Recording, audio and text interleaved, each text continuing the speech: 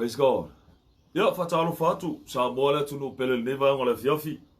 Ele suafa man malo lo tato wali fa olo keriso Yesu. Praise God. Am felava se mo e mawo maeli ale de fa sala ngatu sao ya fa mon tele le tu lo loto. Fa mon foi le tu lo fa fonga anga. Amile nei vai nga fo ia o le fiafi a te mato i nei Brisbane Australia. Mo te ai le tu lai ono i le fiafi o la sa. Ya alfa ftaile ile tu ofa penauna to e teta ina mai so o to soifua i msmato wola le wa fa penauna to e mau ia le tato ofiso ta inga fo i lunga fo o nei au penga ofiso ta inga ya po lunga fo o nei lunga fo ia le internet o i lunga o Facebook ia o le internet lunga o Facebook. Praise God. Ya ave ia we fai fo i ma sui fo i o so mato ministry.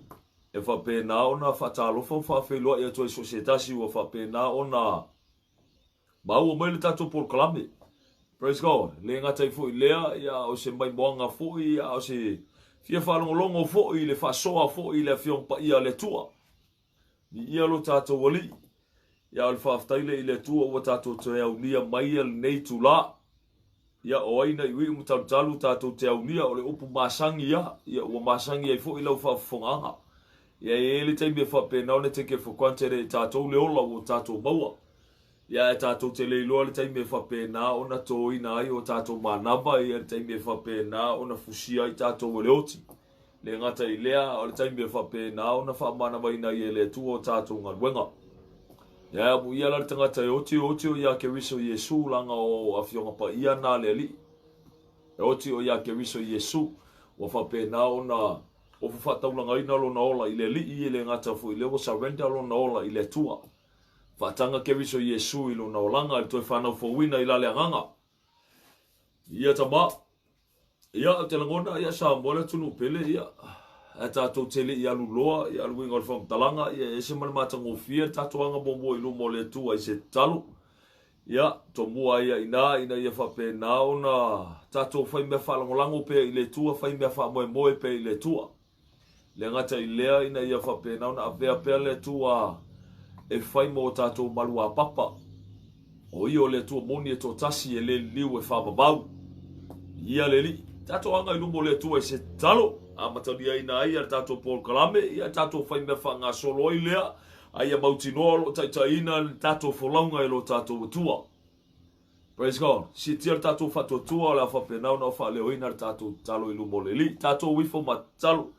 Tamale lie ang ato i mato i lumo la wafia faftai tele lo mato watua mo nei tu la wa ulia mai e mato o la whanau.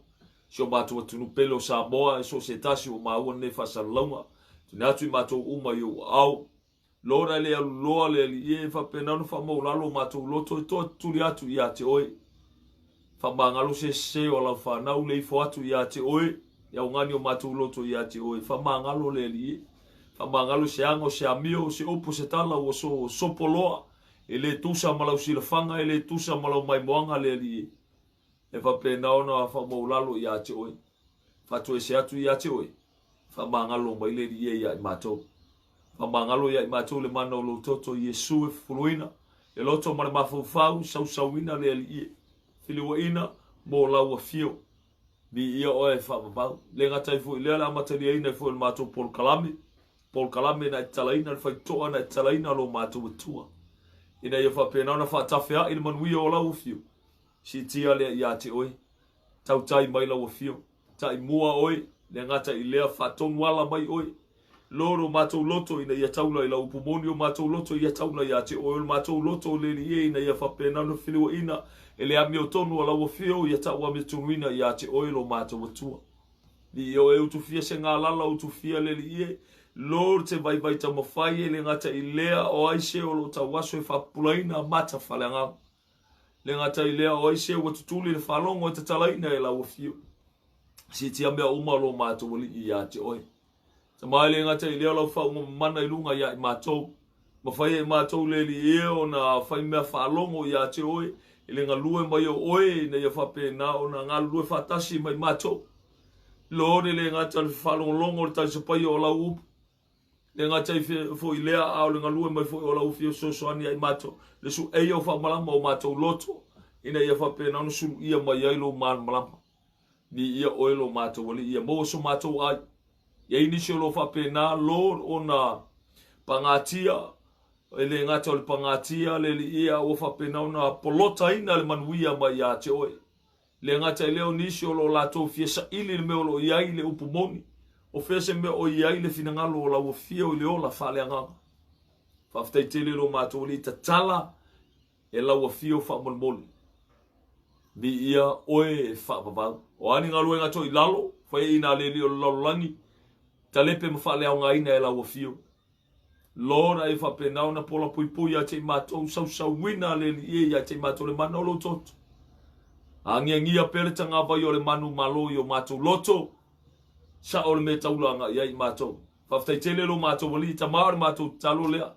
tuina tu ia te oele ngata I lea o la me fenga luenga fa tauva ile mo fai ona fa nga ina pe au no moi feta la yo ia vi ia I lava la wo fio lo mato wali fa monuia ta mai societasi fa monuia ne maftanga fa monuia ne pol kalame le ngata I lea o niso pol kalame o mo lunga ilo vi inga tama fa monuia la wo fio e vi ia oe fa baba ona oe ke viso Yesu e ala toile li ne tan amen amen amen amen vi ia le tua vi ia le li praise God ya sa mola tu no pele e fa pena na to pi amatu le fatalofa ele fa fe lo ia tu fo ile sua fa man malo lo ta to li fa o ke viso Yesu ne va ngole fiafi ya pol ne foi tu la mata mo fie o fa pena ona fa bonoi ne le tua mo oe ma utate mafuta I fo ile upo leli praise God e fa talo fa tu ai na yo tato tu asina sina na yo tato ta mama tutua mana tina ma tua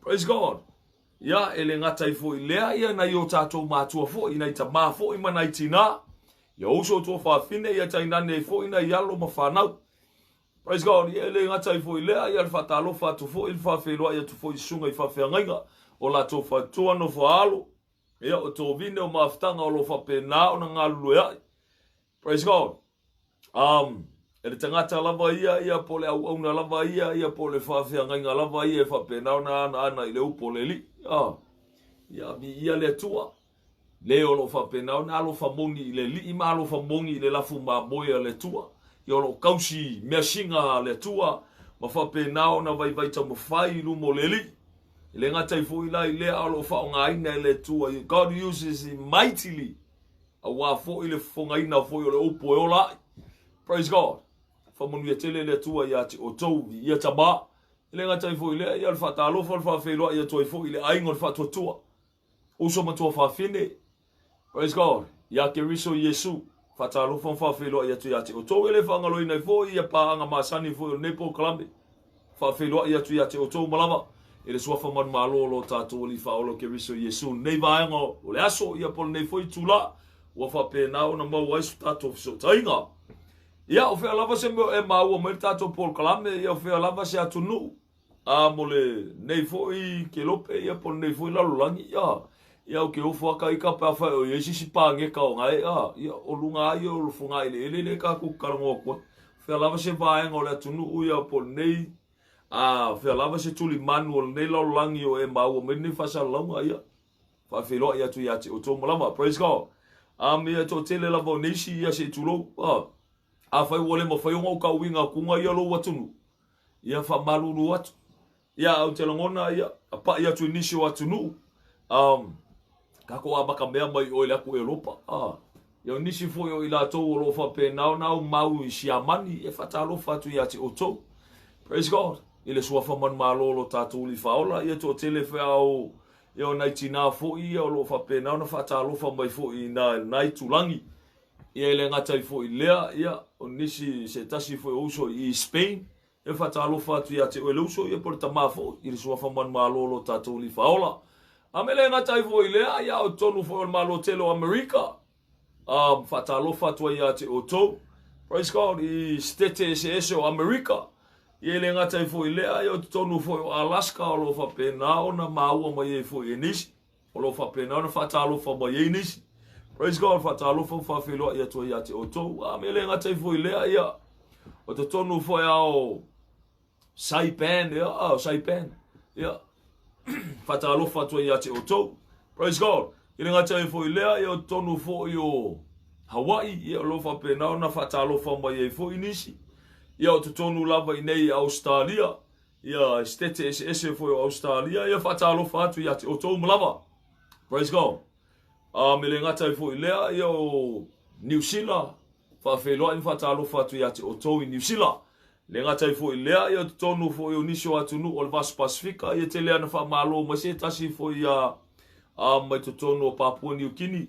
Ia whatalofa atu. Whawhiloa i atu ia te otou. Le ngata fo i lea o te tonu o Tahiti. Praise God.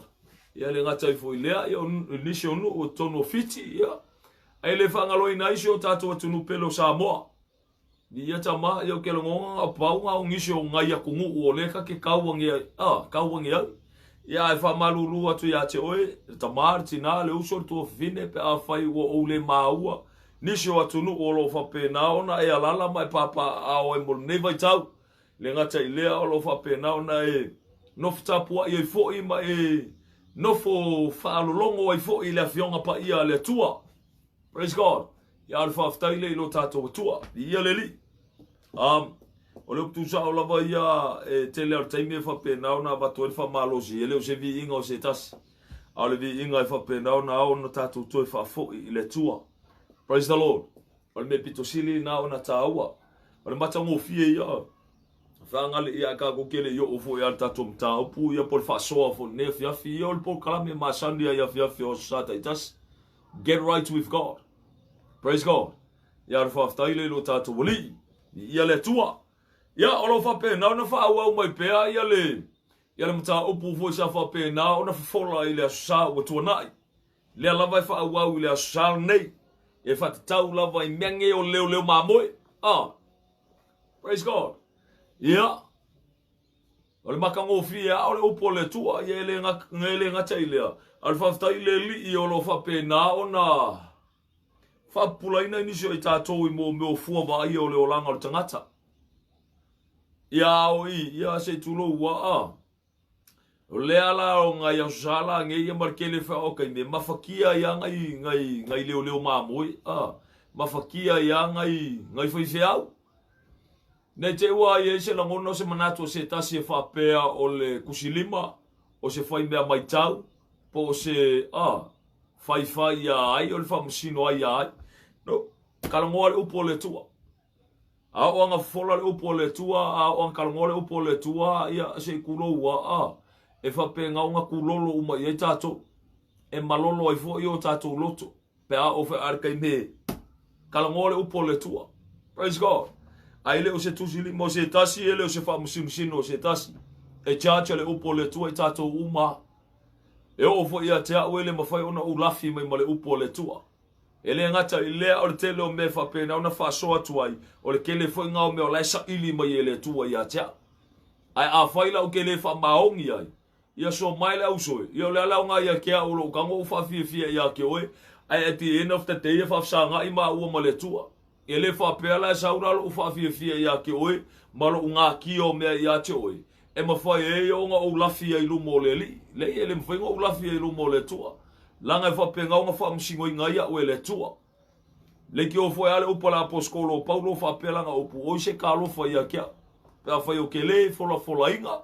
Ia le tala le lei. Al tala le lei e whatau ia ke riso i Yesu. Praise God. Wai, langa o le mea o whapenga o ngā kofa inga le tangata. So o le whaivala o le whaifea au ele o se mea whainga o fie. Ele o se whaiva fwoi e whapenga o ngā ka alo ko kele.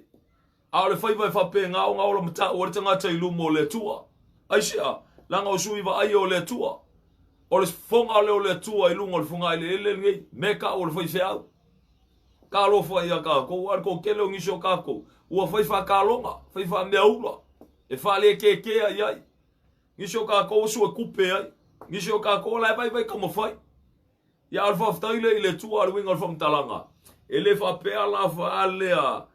O le opinion o le tangata.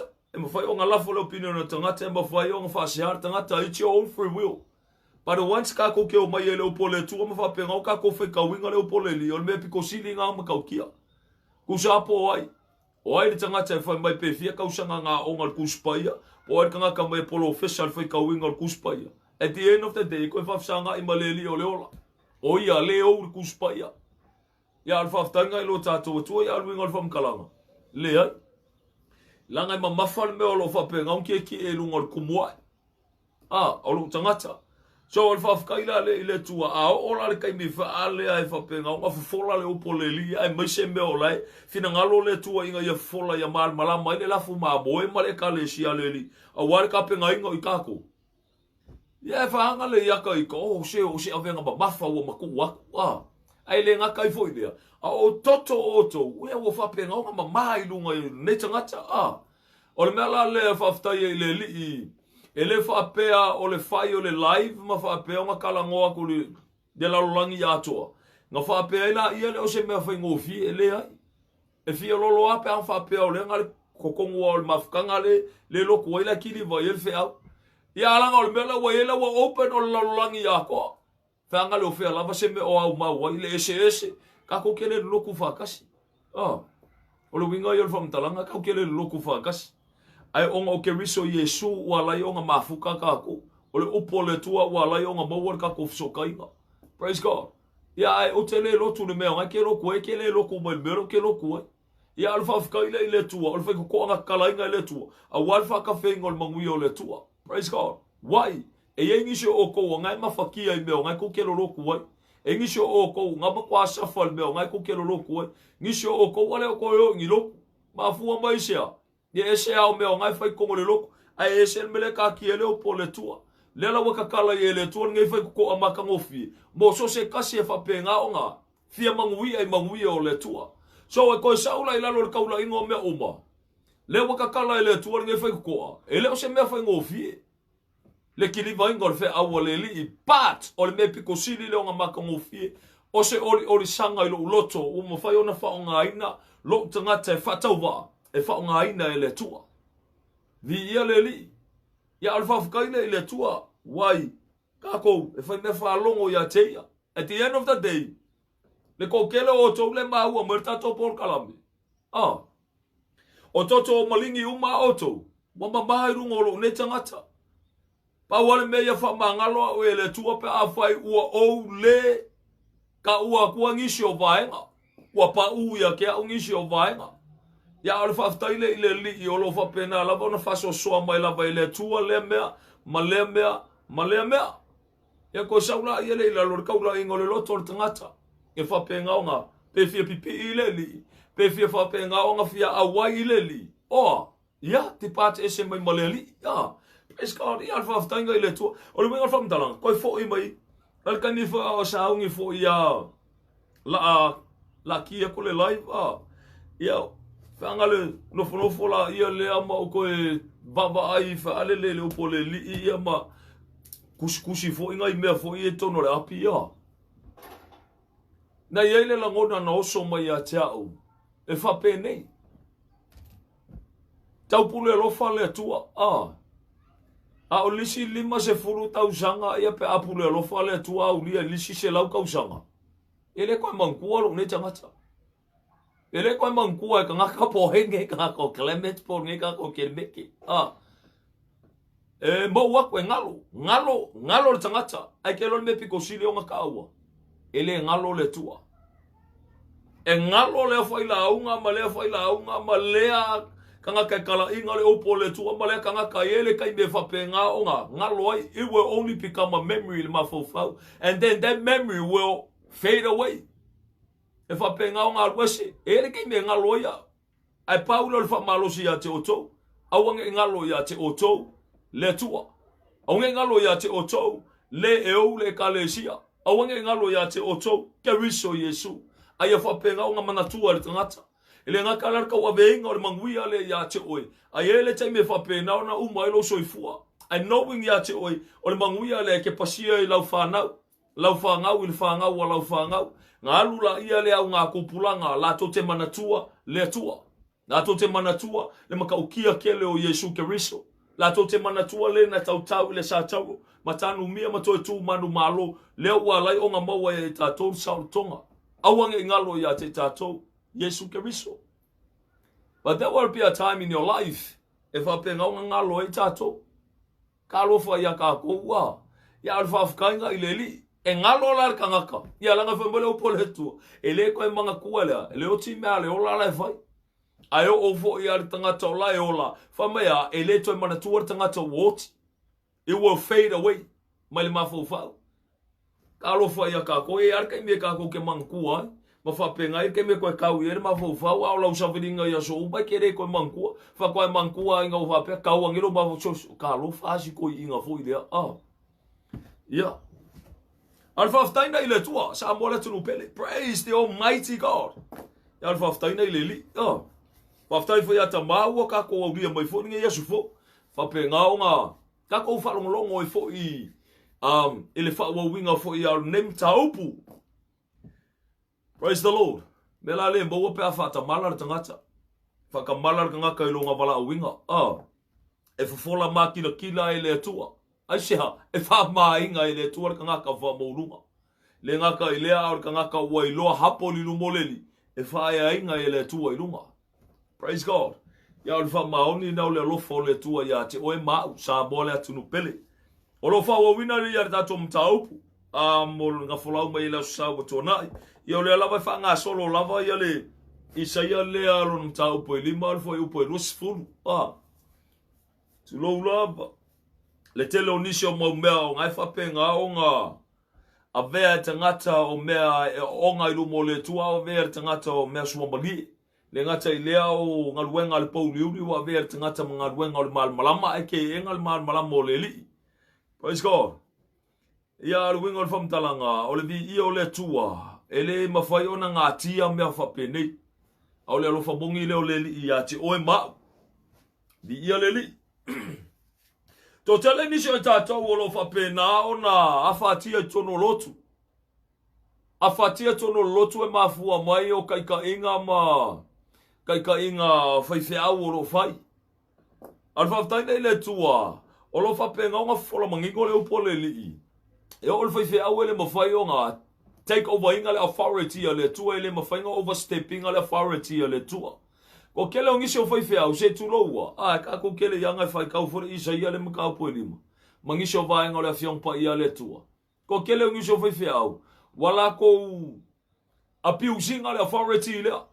O le upukusa o le upunga. Apiu se la ko le authority. Wa iai le mawhauwhau o le whaiwheau. E le mawhai ele e kalesia o ngā. Whai aku se kala ia ki la ko pe sopoloa sa la ko whamkalanga. O le ase mea wala ko whai mai e whapenga le mawhauwhau al whaiwheau e uskai. A ko ale au roku I le kala al whaiwheau le whai. Al whaiwheau fwai ai whapenga o ngā iei mangaku. O ia e iei le la sein o mea oma. Il ko kele ngā o iso whaiwheau. Ngiso whaiwheau. E whapenga o ngā. Whapenga o ngā la ko whamoe mo I le ekalesia I le me whai mai le ekalesia. O le me whai mai le ekalesia o le mea ngai whai. E bulmuli iei whaiwheau.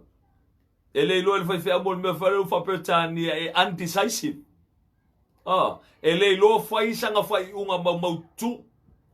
Awa mo le mea whale le ua le se koe kepa le upo le li a o lua alu al whalongo wa o whalongo. Le mea whai mai lau roku o le ngā. O ngā ielo ngā pupo e ngā whole pupo e o le loto I ngā wake iwa a whingarua le kalesi e whakawhea whaiwhea e whakawhea whaiwhea. A whingaro le kalesi e wako e wha malolo e malolo e koe su e maisisi whaiwheau. Ia ko e ngā mentality whapenga. Ia o whangale, ia o ngisi o whaiwheau, se kuroua. Lenga o e wha whaiwheau langa laua lako whaia o se ngaruenga. Ngaruenga e baua kokongi. Ma whapenga o ngā iloa lenga o ia o ngā whaiwheau o ngā uapeia o lisi su e ngā ngaruenga fo I lea. Banga ia I le whaiwheau e ke lea kokongi e maua koe kausele e kalesia. Lea se me popolea. E ui alanga lea isonga ngu. Lea isonga ngu ufoi lea. Whanga le winga whamkalanga walu e se mai maronga ngu ua e se ngu ua aluanga iai. E se la kungu ua aluanga iai ia. Alaua iai le mawhauwhau ma le roto wa pe iau. Wa o le whaiwheau e kausi mai e le lafu mamoe. Agal pa wal me ya vai men la fuma mo ele fai de loku ile asusa fai po kala me loku ya ola nga ya mo fakal kali kan me mo wal ko ya or ko ngai ku ya ai fo ingisho foi feo ya ola vai kama fai lu mo le tua ola fo ya ku ila to e fa pena ona tu e fa fifia ile tua olo tau ngapa ile tua e fa pena ona le ase fina ngalo le tua ile fata mo ena o le ngaluenga le me wa vala au ile tua ile ngalue ingo le mea ma le mea so i via tama ese ko inga foi feo ya o ka ko wa lu ale la unkasia fa solo a ko fo ile le a foi feo la uzunga le fa fe ngainga mai la uzunga le wa ngale tua mai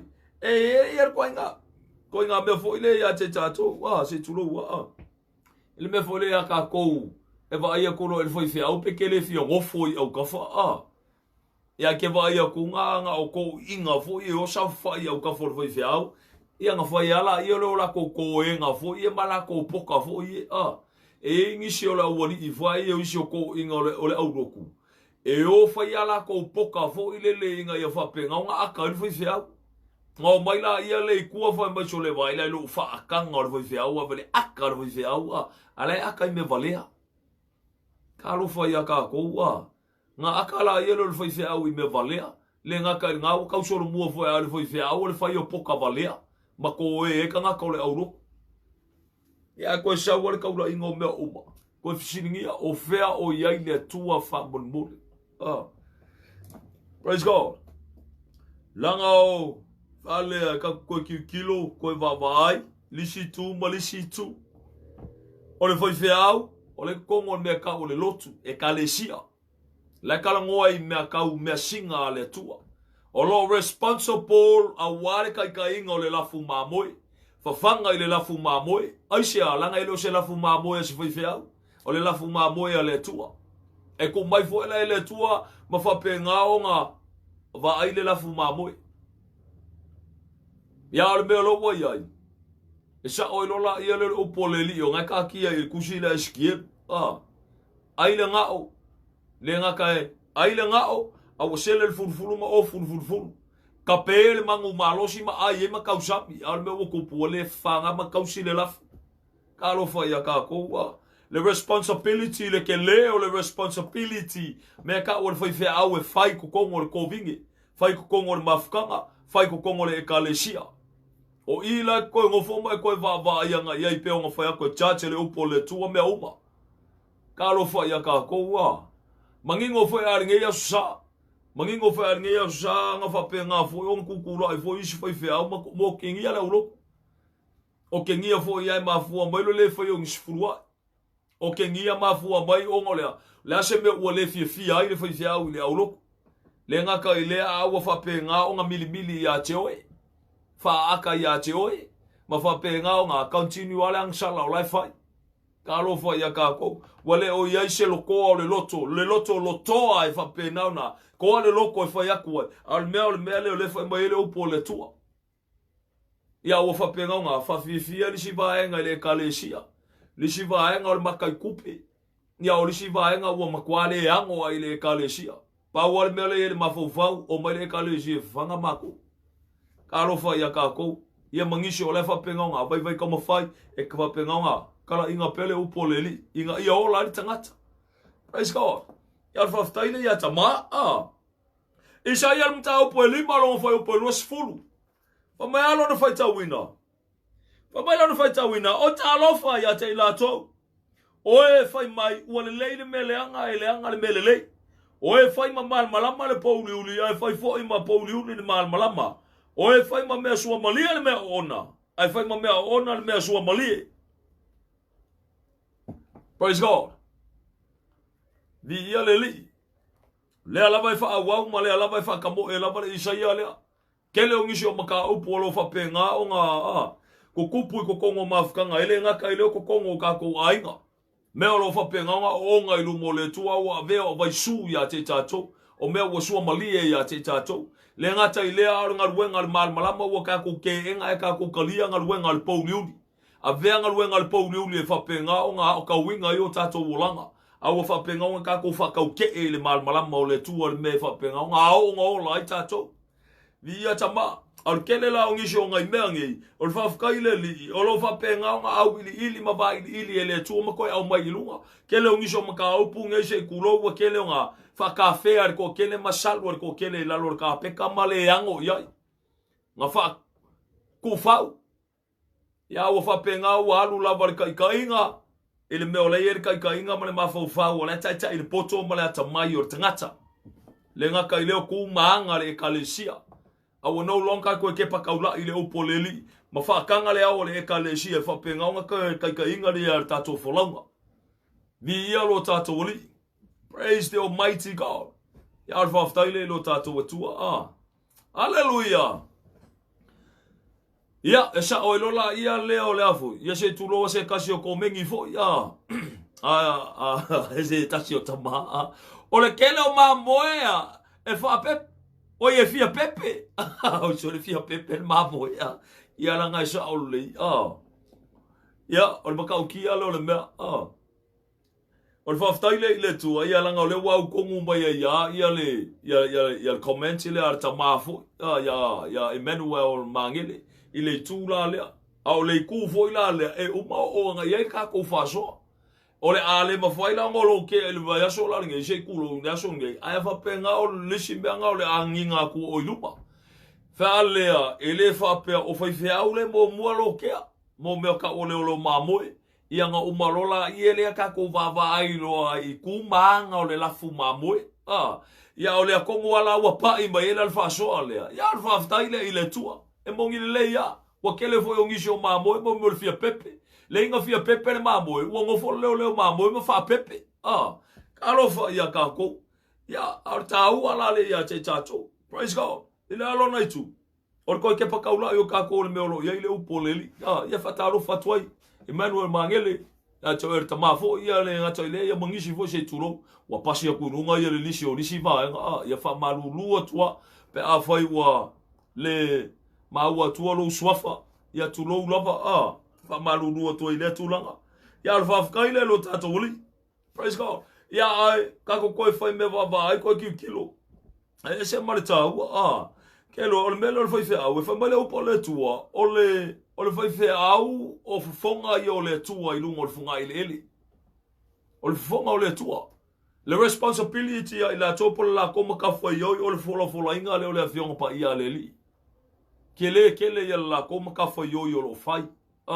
por nga la ko nga luenga fika ku nga o lo fa pe nga nga fa mo ila ko o le ka o swing o le pu vai o le ola ele nga kala ka o swing o le pu vai o le ola e fa mo yo ila to o lo fa pe na fa fale tulu ia o lo fa fale le malu ia awa fo ia le nga fa ka uri mai nga fo i o le fola inga o le kala le e se manga yo upu ya ka mo fonge bo ka fa lo longo yo upu sole o upu o la selu o le foi fe au o upu fo yo la fa vi ia nga le foi fe au ma fa ma lo le foi fe au ila nga luenga o le fe nga i mai ya ka ko fe ka un le upu le tu ma ka ko fa longo yo ka ko upu la la fo sole e se aka ko upu la fo e se al bele foi me ku spai e se al me o la ka ko ke va ai e se kulo ka kopia bange il fa ka lo fa le ma se nga venga i fa fe nga o lo fa pe nga o nga fa le malu ele o malu me ngo foi o lo kimu ia me ngo foi chole ai o ngo foi ba ko kilo ma ko va ele kele o ngi so fa le ngo foi fe so e silia ku le fa le ngo foi fe nga lo fa le ngo foi pele skingi ele nga ka nga silia ku le fa le va pe nga e o fa ka va le fe wa ele foi fe so ka lo fa ya ka ko wa o le ale o la ka lo ngo ngisho foi fe au ngisho wa ku e ka ngo yo ka ko foi fe au ka ko sa bo e ma ka ukia kele o le winga fa mtalanga tu lo do ele fa pe ala lo va ko le fa se a por fa se ale me piko sili la le nga ma ka ukia la nga o me fa ke pa yele tu mfa va yele tu le manga ia yo me fa pe nga o nga si o mi ai ar so ifuanga o le mengi o le foi feau o me ko kingo po me ar kingo Ngiso vai fe au. Ai ko ki kilo e le ola fale anga ma kwa hoki a ko le ola fale anga. Oki le ola fale anga vai fe au oki a ko le ola fale anga o le kalesia. O I kongwala le a o ila le upole li me yele manongi o le oti. E o ma yele manongi o le oki ngisi. Langa ya fomesia le oki runga I. A ola le kai me ola I. E kafe fo le manongi o le ola I lalo. Mai fa penga nga munmur ka I fo ya e kalesia. Asia langa la fe me va ai anga I fo fe au mo fa me fa longo anga I fo au. Ah. Chamola tunu pele. Ele nga le la unga inga le upole tu. Au nge fa senga ka ko nga le la unga inga le upole li. Lenga ka ia nga o nge fa senga I ka ko I ofu e fa penga nga ofu le voi fiao maku mai lunga yo. O kal me piko sila nga makau kia le opu e fekala ye ke viso Yesu. E ke iloa le la au I o nga fua. Pau nga le mea le mawhai o nga lafi mai e le foi fiao. Leo kala ngoi foi fiao o maka upo I foi fiao le fiafi ningi. Ah. Le mawhai o nga lafi e le foi fiao I fua o la nga amio. Ele kai mi fa le ele good intention I le loto o tangata. But o fua va ai o le olanga o tangata. Ele mawhai o nga lafi e tangata. A o mea la nge e whapenga o nga wha makila kila ele li. Inga ia mai mo e tangata, mai loa e tangata.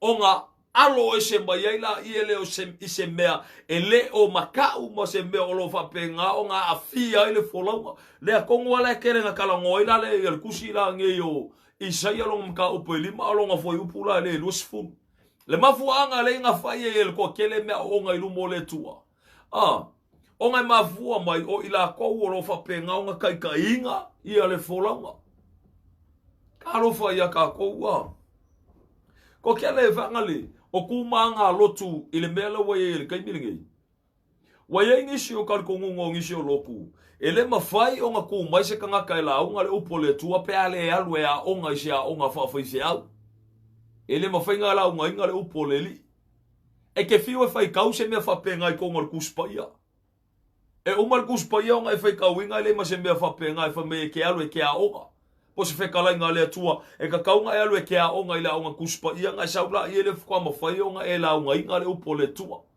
lengi me fa penga e ke fiu fo e ke fai kau le upo le tua e fa apea mai e fa kamala le fai ngore e kalesia ai pa wale mea o el fai fe au inga ia fa apea ngaunga e ai fu o le ngaruenga pa wale mea ia makua kausi o ele au roku ah o le mea la le ua kele nga fa se inga ila le kua kele praise God le la ea ua ila e ele mamafa fo I o le fiafi ngai ah aka ko su e amo qualifications o meong mengi o le fai fe au mal me kala ngoa mai ele upo le tua ele kangaka e fia au sia le fai vale e au mai ele upo le tua e fa penga o ka ia la inga a fai la ele ma fai e se kangaka e kusa male upo le tua o nga au sia e si le malolo se kulo wa o ke le fa le o nga inga o nga fa fai fe au ke le fa le o nga inga mo a o nga fo is fa se minga lio ma me fa penga ale winga fa mkalanga e ke koe fo I mai le upo le tua pe takta o el kuspa ia pe ke master kuspa ia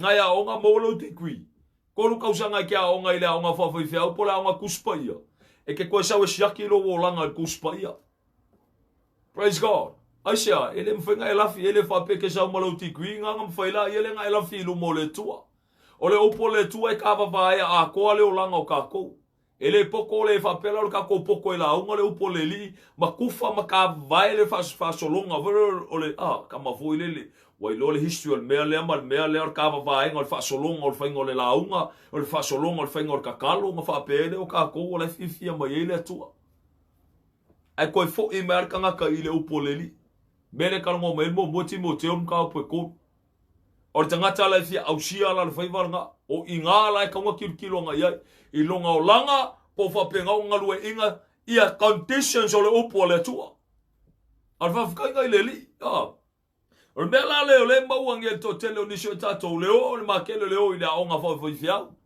ngaola ia le o ka winga mai nga o mai la ia le o mai fa se fa so a ko le upo le li ko ke le o ngisi o la vai ka mo fa nga ia encourage o alu le o kusba ia pat ia e alu e sau o la ke o la fa pa ia nga I no moleli Dale onga ke alo le onga kuspa ia se kulo ua pole onga fa foi fiao e ke sau e kele ola fa pa ia inga inu mole tua. E ke sau e kele o kala ia le fina ngalo le li.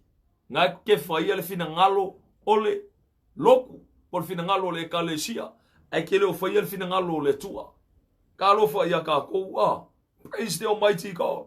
Ar whafkaila le ilo tātou atua aisia o le me mua le aonga koe kaura i el mawhawhau kākou. E koe kaura kākou o ai le e ou le e kalesia.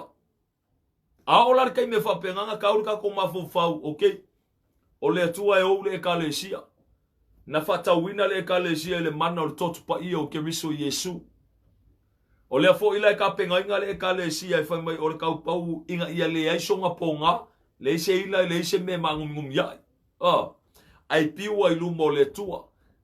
O le kufa le anganga le kalongoa mai le upo le tua ia te tātou. A olar kai mi kako ki kilo fale anganga ia i mea o le kalongoa i le upo le li. E kai me ke alu e ke ulo fonga i ke maofa. E se aka ko me e fai e se almele fai mai le upo le tua. O ila e ke le ngako ngofo e mako e ke pakaula i kako fapison. E makau kia falon kakao kako i le tua. Ai onga o le meo le pupulo i kako ke vava ai i mea kako ke fia vava ai anga iai. Langa fo i o lai suta i o kako wamio. Au o kako le fia o mai anga i le malamalama inga i a suru ia i le malamalama o le li.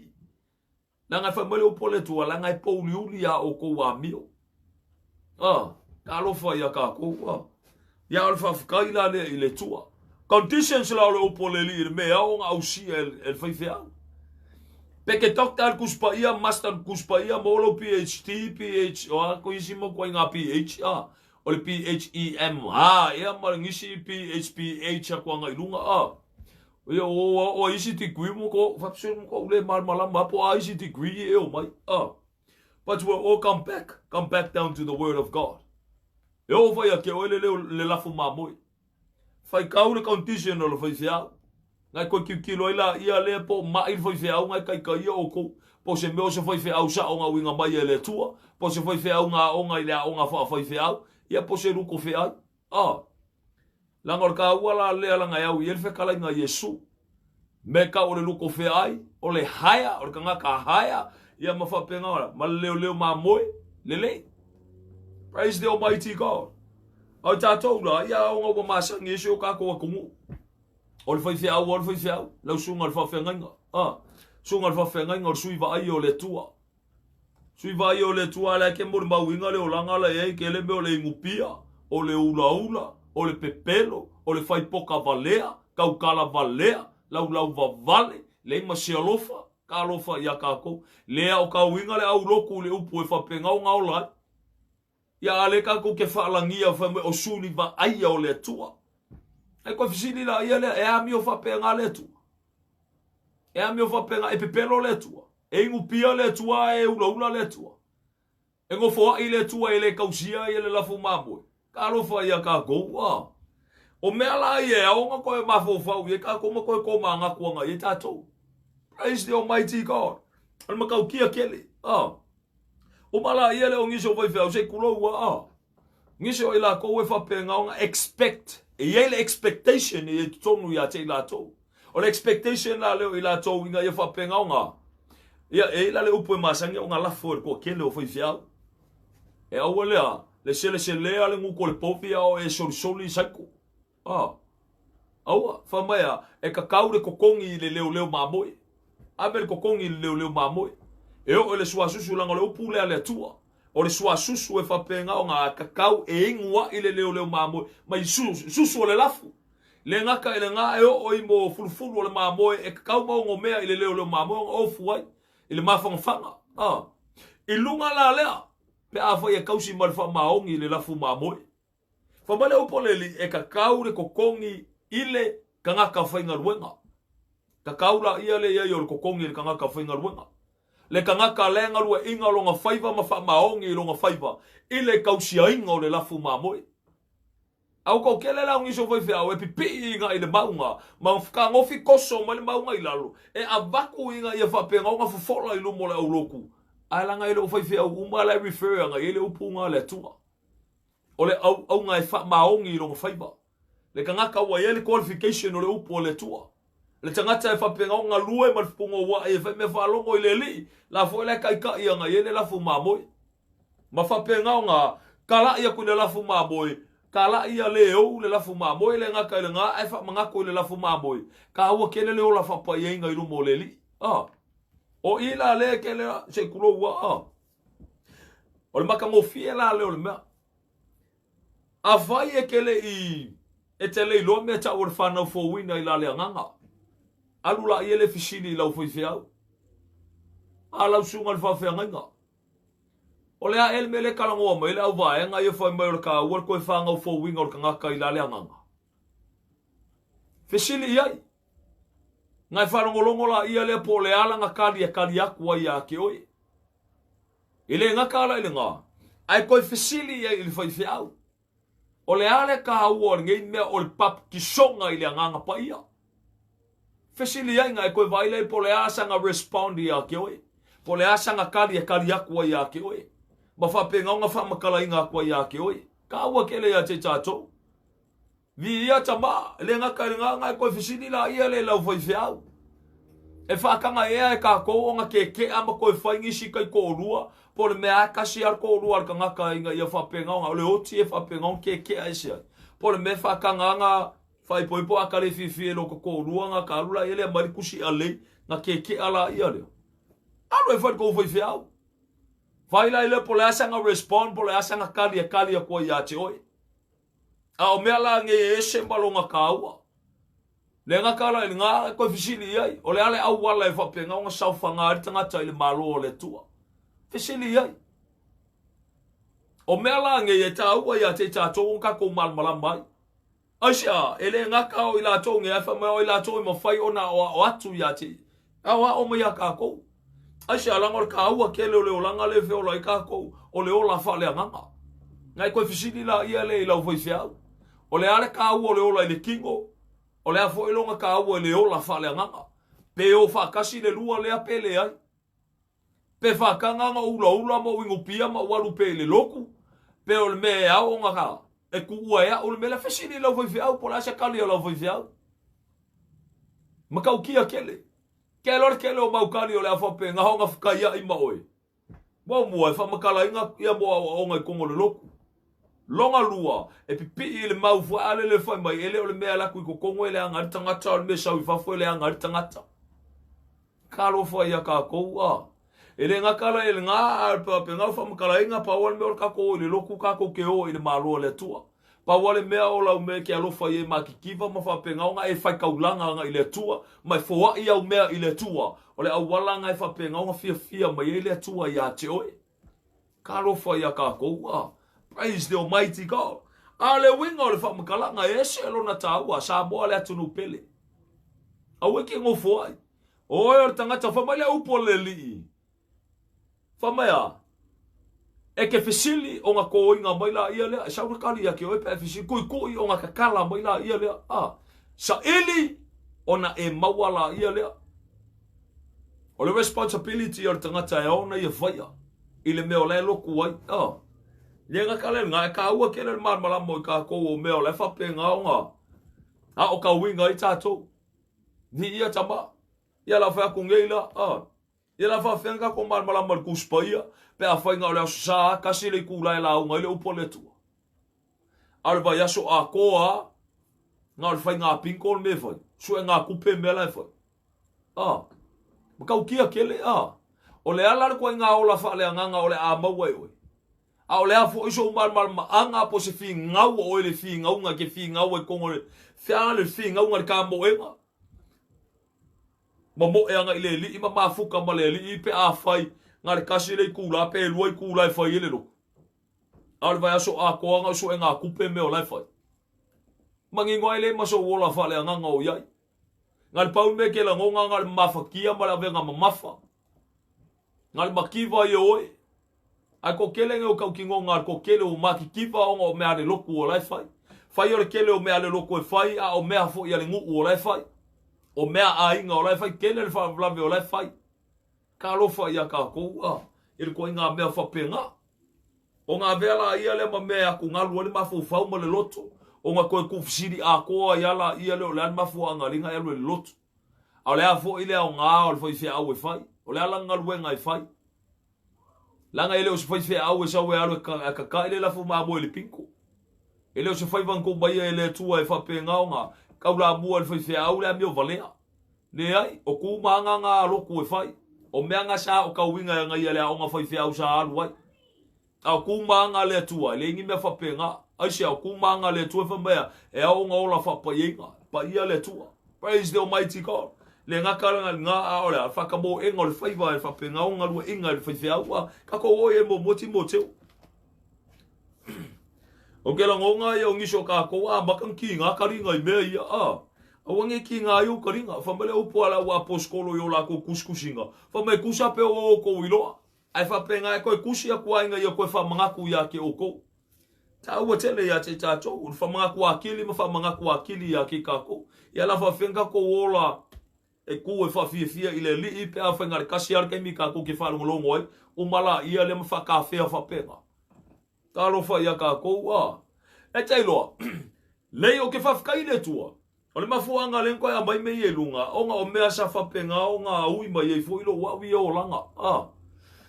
Le winga o whamakalanga ke le o ngisi o mea. Le kaimi whanga le whukua o ka whaola inga. Ika I le ngaka I le ngā. A le kaimi fo e anga sau e fo ia le kele o mauroku. Le iai ma se kaimi ngā whaapea o ngā ngofo aia se whaiwhea au I lalo. Ma whaapea mai sanga upu ia ka ika. A o le mea e se marika ua o lau whaangau fo winga I le li. Deu karango le kaimi au sau mai loko la laulang. Le ai ma se kaimi e whape ngā o ngā asi mai e le whaiwhea au ia ka ika. Ma whape ngā o ngā whai mai ia ka ika. Ta ua tele a ta lii le osio le rua mafutanga ma le tua. A le au walala le au o ngā e whai ai. Inga ia e pipi I anga I le li. Se kuro ua A le masangi la le o le whaiwhea au e kele ngā whaipea o ngei kei mi whale ma ke wheilo ai pea laku o I le mako whale. E laku lo le whaiwhea au I le whale, se kura ua. Ngai wa aila e le vevesi o le ainga vevesi ai. Ka mo moe o le a kua whai mare ki, se ki mane lau lau, ka moe angi, kawhi solo le whale. Vai ka moe kau su e mai se le lau lau whea alele, ku I ngā mai mare me ufi ai, ma whape ngā ngā, lau mai mele leia mai lumo le whaiwhea au. Yang sa fa ila yelo le whaiwhea au ngā. Ngo fola yelo le whaiwhea au ngā kalangoa mai, o a mai oko. E o mala ia lea kalangoa ia. A or kama fo ilele, a o se su e fo I or kuspa ia ma whaikau o ki a koa. A o se kakalo fo ile ma vivi anga ile tua. Kwa ki a koa, le ma se mea. Ia e uma sau le whaiwhea au whai mai ponga o lea. Ka o whai mai kala o lea. Ia o mea le kupu. Whai mai kala o lea whale anga mai lea. Ia nga umala ia lea wako au kele mara whaiwhea au. Ama kua whai kala o ka ngaka la. Nga ola ia lea koe ngā mea whaalele. Wa ke ia la ia lea wako whai kengi mara whaiwhea au. Fifia ia o le whaiwhea au e la kurko whale. Langa e mau ele paunga ai. Paunga ai o le paunga whaalele o le paunga aka. Koe alu. Ele foi fua foi la langal. E alu foi ma mau foi singa me ku I langkanga. Ai le manguia me la kumaia. Ia nga umala ia le wa mo ko nga me fale le wa fai kengi ko le loku. Ia nga ese yala ia le lo va ia nga ka ngaka le nga sau fai au fai me yang kala. Ia ile nga ka nga ia se kuro. Nga ia ka mi nga sau fo se kasi o fa fe nga fa pe belang kala ia kia. Me e kia bango. Fa ko e bango ile. Va ka polo. Ke ka ngoi ula ako ka polo e ka o ka polo pa ia nga ia se fai au la yo ka koe vai yo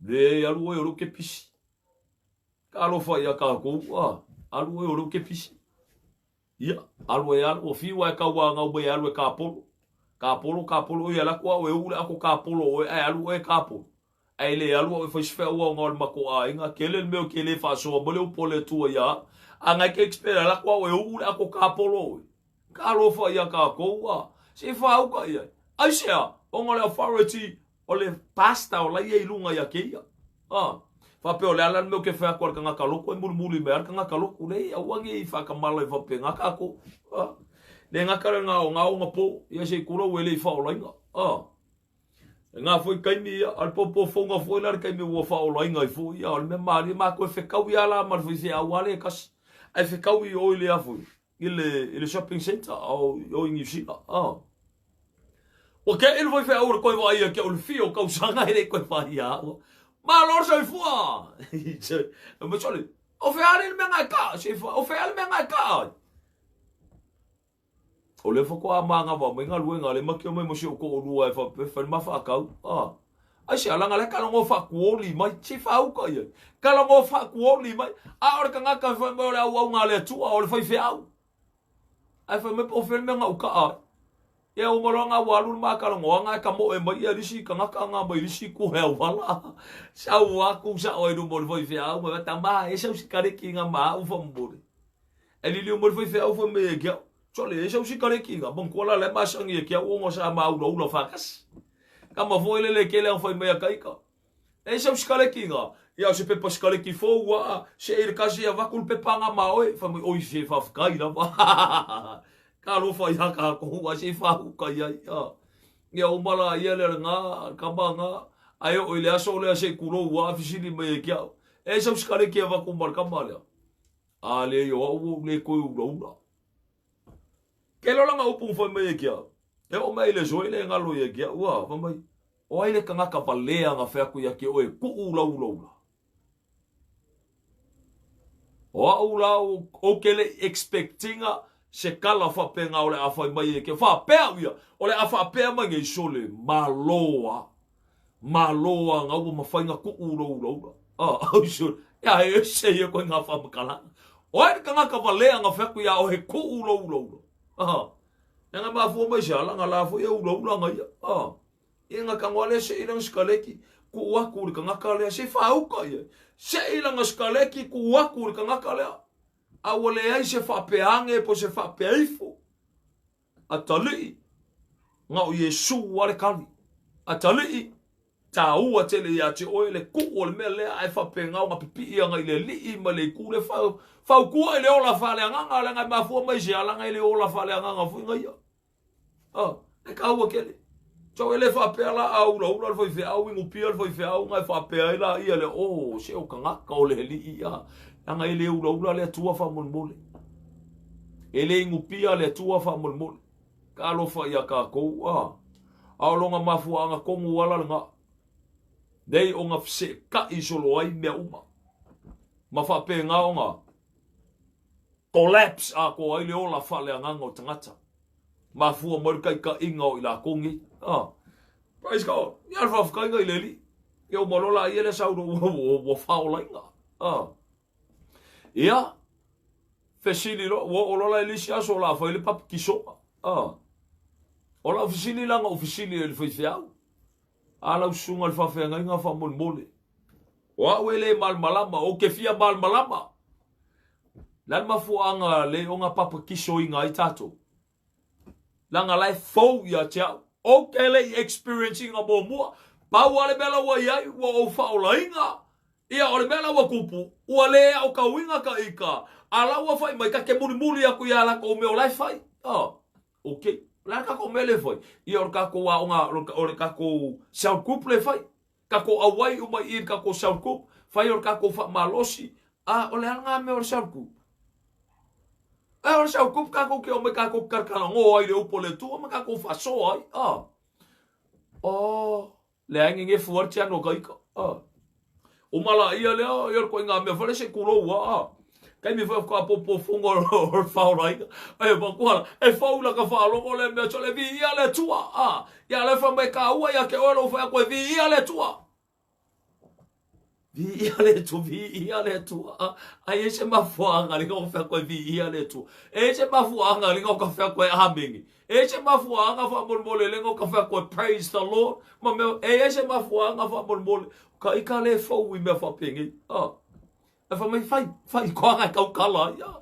Ya o mala ia lo ko nga me fa pinga ro wingo fa mkalanga. Le fa mal mala mai ngar kele o maka upu fa pingi. Yang ofisini la ia le foi fiao, e fa me kala le foi fiao. Ora ka au al pap kisonga, nang al pap kisonga nga o ia Yesu ke riso. Le ka ko ri fa ola so nga pap kisor ka ko ri. Ia, e au fo ia ka ko papikiso foi kako. Oh, oh, oi ka papikiso Yesu papikiso foi kako. Ngal pa wanga. O mea sa o ia kako wali. E o ia foi kako winga Ole winga la fam kalanga fo ile o sisi ku pat o kaua. Taua tato malmalama I meo la tato te whaia. Ole responsibility la ia ila tola nei. Ole fama kala inga o mea kai kasi ngei. Inga ia whapenga o ngā malmalama I ka ika. Ka lofa ia ka koua. Te whakai ka inga pe ole mea whaale le ala unga mangere whai whi au mai lunga pune la. O malolo la unga whai whi au la unga whai whi au. Ni liu mbali whai whi au whakole au loko. Amen. Ala mo fole au loko kom. Amen. Kena ia amen. Amen. O fosi le amen ia. Amen. Amen. Amen ia. Amen. Mo kwale loa pole al mele amen ia. Amen. Ole ale mele ka ke amen ia fa bon bon. Ka lo fa ia ka ko. Pa to mea umbange ka ua kele ia te tato. Praise God. Le ke o fole o pola poskolo polo mai masino ya te tato mea winga ese. Ia o tato I loa mea ese uma. Aisha langa o inga e fa penga o nga fuanga ia ka ko wola le ka ko sabavali le ola fale nganga o tato. Praise God. Au mea lange o la fa o mai ia le tua. Mea lange o le fa maka sa fa maka mai le la o mai la ile so. Le fa fka ia ile tua o fa penga o nga fofola kai kasi ngisi o mea e fa penga o nga. Kwa ngefu fa solo a ko ai ka ko. Ia ole mele inga kingi pa o mea o lunga mingoi ka ko. Le ale mea le mabulu mai lunga o so ka ko. Ka lofa ia ka ko. Inga kai foi la ele ia ko mai moa nge foi la ia le ia fo. Ole mea ka kia la le pa ka kilo nge I venge o foi fiao. Al makau kia la condition o mo foi fiao. Le la ko fai ka winga tuna ia te oi. Il makau pula le mo moti o lo makau po kon. Fai mai la longa fai ka winga. Ole upo la poskolo Paulo. Ai fai mai longa fai mai ia le urukala ngai ka kia nuenga. Ole ngaluenga male amionga le epikopo mati akono. So mo mua la fa solonga mo fai fiao. Ai mulmuli mai le lisio ki akongo mal condition for ki akongo ele foi funga la fia yo ki akongo. Ia pat ole kala ngo me ka o foi fiao. Vai mai la ia le ole upu mongi le ngei. A fai na sa tasi le fai vole kopo. E manga o ia ile ngaluenga le lei. Ole nei e tatau ile kopo ia le mata ule ngaina. Ole fa ia ba ile fa finge kwa kasi. Ole makala, ole fa utauta, ole ami ole lei, ole alofa I tangata ese, ole na te mawhaia ona o atu. Ele se inu tele I waina, ele se fasi tangata, ele manu I oloa, ayanga malu. Ele se fai finaunga, ele se makapea pea I kupe. Ole pule lelei I lona lava ainga, olo ua usi ka ima ia te ia, o lana whanau ma le fifi le mulava. A wa a whai ele I loa se kasi o ngā pule I longa lava ainga. Pefa pefe o ngā kausi e ia le ka le si aleli. Ele se whako a loku, nge whawhekenga lono loto. O na paule o ia I le whasala ti Apollo. E tatau o na ia longo le leia o ia e I rātou o I tua.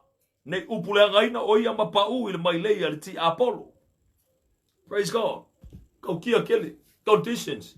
Kei lo risi mea ma kau kia lea O whaftai le tua ka ko fo I mai langa opu mo koe whai kauinga. Conditions e whapenga o ngā kausi mamunmurka I whai anga ia meangi o whai whiau. Conditions la I o whai whiau. O lako qualifications ia. Al kele o aspects o le kongo I e whai o lai ko kele o whai whiau. O I sei tu laua. Ua iai al me wha alele I le whai whiau o le hampo o le loto I lalo. O le loto. Hampo le loto o le whai whiau. Kelo whai whiau o le a whainga I le kūlea. Ma whakia I le lako wholonga I le kūlea. Ngiso I lako o mo maka pepea. Mon me whaale le maka pepea I le ngaka ngā mo kama voi le maka I kupe. Ko ia le upo whawhainga o fie. Mo le maka I kupe. Kele o whai whiau e maka I kupe. Ngau ala ko ngau mea kau kupe. Lenga whakangu uinga I a saunginga I le aso o le kupe. Se kula wanga e se kasi o kamafu I mea sa whapenga o ngā lua ai, ma whai ngā lua ngai. Kei loa ngā sauwhai mai langa kala ia kia, wā, whai mai, wā, whai wā makar kouroku, whako le ai, Ia kai milo le halu le lockdown fo ile ai fa mai langa kala solo le mako ke il makala fa mai kala fa fi awal mako ko fai o nga fa la su ko o ma ko le makala ngoi la su nga fu fa mai nga fa mako ko ngafi fa ko alongo ko ila sko nga fa mai fa le loku la sa fa ko ia e ala fa mai nga fa mako ko al mela le nga fa ngo ai nga le vi inga o ma le vi inga fai sfuruai o mas sfuruai a menge lo kuwa fa ko ele la nga se upoleli le se upunga la nga dan ma fu anga le ngale la nga le upole tu o ke le lo al pa wanga ngal ma ko maya fa ma ko vinga o man ma ko vinga fa penga nga fai sfuruai o mas sfuruai a menge le lo kumao ia le la nga fa ko ma ko fale ia wa fa ko e alwa ele lo ku ka usang fo kele ko e lo Karo fa ia ka koua. Ko fiangi so fi au le fa ia le amionga. Ngale oaku ai I le loku fai a mo le viinga. Alu le pese ma le vivi ilu mo le tua ngale uma. Le se upo e la ungainga. Ai fai ma ka upo le sfurua. Au le kaulanga, au le foai. Uma ko e alu le viinga. Ka apel fo mongsinga. Karo fa ia ka koua. Fa le longa. Bo me ka ora maka kupe. Le nga kala nga se kuro wa E ingi si o loku, ka ngoi loku fa o leipa. E ingi si loku. E ke osu ku kongo le loku ri kai au. Lai nga mai mo meu ako kupe fo ia me fa fengu mela mo ka mai ako langu luli fo ia E kofu ala le maka fale, malanga ngu mela, malanga ako. Kamaya. Ole ngu melanga o lau text. E fa penga o nga o le tax. Ka lo fa ia ka ko. Ka ngola ele lo sfurua I mongo ko ngola ke kusi. Awa uma nga fa kula nga inga uma le fa ingo kupe fa penga o nga sao e ku u ye ko. Ka lo fa ia ka ko wa. Nga uma la ia le fa I mea ia ku runga I. Fa fa ingo mela uma ka mai ako ia. Kero ke fia fa ka kuspa ia le ma se me fa penga. O mea uma nga inventor ka ngaka. O mea umange o pokalame a loku mea nge ele o si pokalame o le upo le tua. Ka rofa ia ka ua kele ia te tātou, koe wawa ai mea whapenge, koe whai kau kuspa ia ma koe ki kilo nga iai. O whiangi vaenga kongor kuspa ia nga ko whai kau inga kongor ekalesia ale li. O ma kau kia la lea langa leka na ngoi kongor ekalesia. Kongor ekalesia e whapenga ki a laku whamai, ia whamai la ia le whekala inga Yesu e whamai a, okay.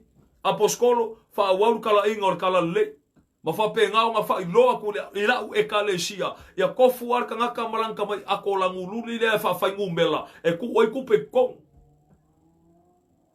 ne ma se me fa penga ele fe kala ka ko ri ingi me fa penga e fa ko le ekalesia au le me ka ko le fa ir kamingi fa ngumela uma me fa pengi ke lo la kala ya ke oi nga yese kasio au loku sa fa penga nga mga omia el so swangi Mai la ia le mafuka nga iai.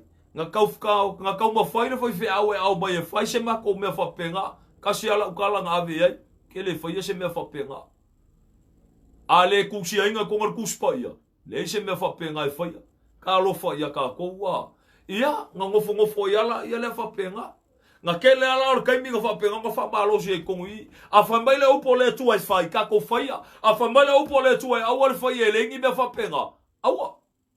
E whale longa le whae e inga wa venga mamafa I lua o le lafu mamoe. Ai le imangi mea whapenga o kusia inga I kongi e whamea alanga le policy o le whamanu. So what's the policy o le whamanu? So what's the constitution o le whamanu? Whamea le upo le tu o whelme ke pa kaula e kako. Policy o le whamanu upo le ekalesia, po le upo le tu e ke pa kaula e kako. Ka rofa ia kako ua. Praise the Almighty God. Au ngisi o mea ngau le sa whai kongo loko.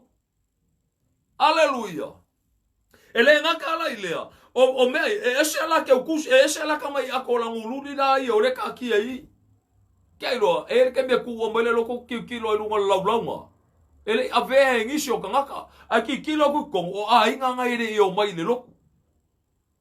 ka lo fa ia ka ko wa ke lo ngi so lo ku je ku lo wa e fa pe nga o nga fa le me ka o kusinga lima kusinga ku fa nga kusi fa yo la ko fa spe po fa kusi o me ia nga o ka winga ila to o le kai me o le sfurua e fa pe nga ale e so sfurua e kusi la u le fa ingo la ku pe lu ngol fa spepa nga ngau la ia le nga kongi la ia le ko kongo le akole le ku ia le sfurua umala ia le nga au mai la ia le lungo fai kauri sfurua o ai nga umala ia le kusi e fai la ko la se u fa ngo fi e kaur ai kala la fai le la ko ai kala fu sfurua le fai le la ko ai kala fu e le fai la ko sfurua ia nga lu lola ia ko ri lola ia le fai fiao ia le o mai se o e hao mai ai kala fu ia fanga le fai se ngo nga kupe ia lu nga fam kalanga o le se kupe fai le sfurua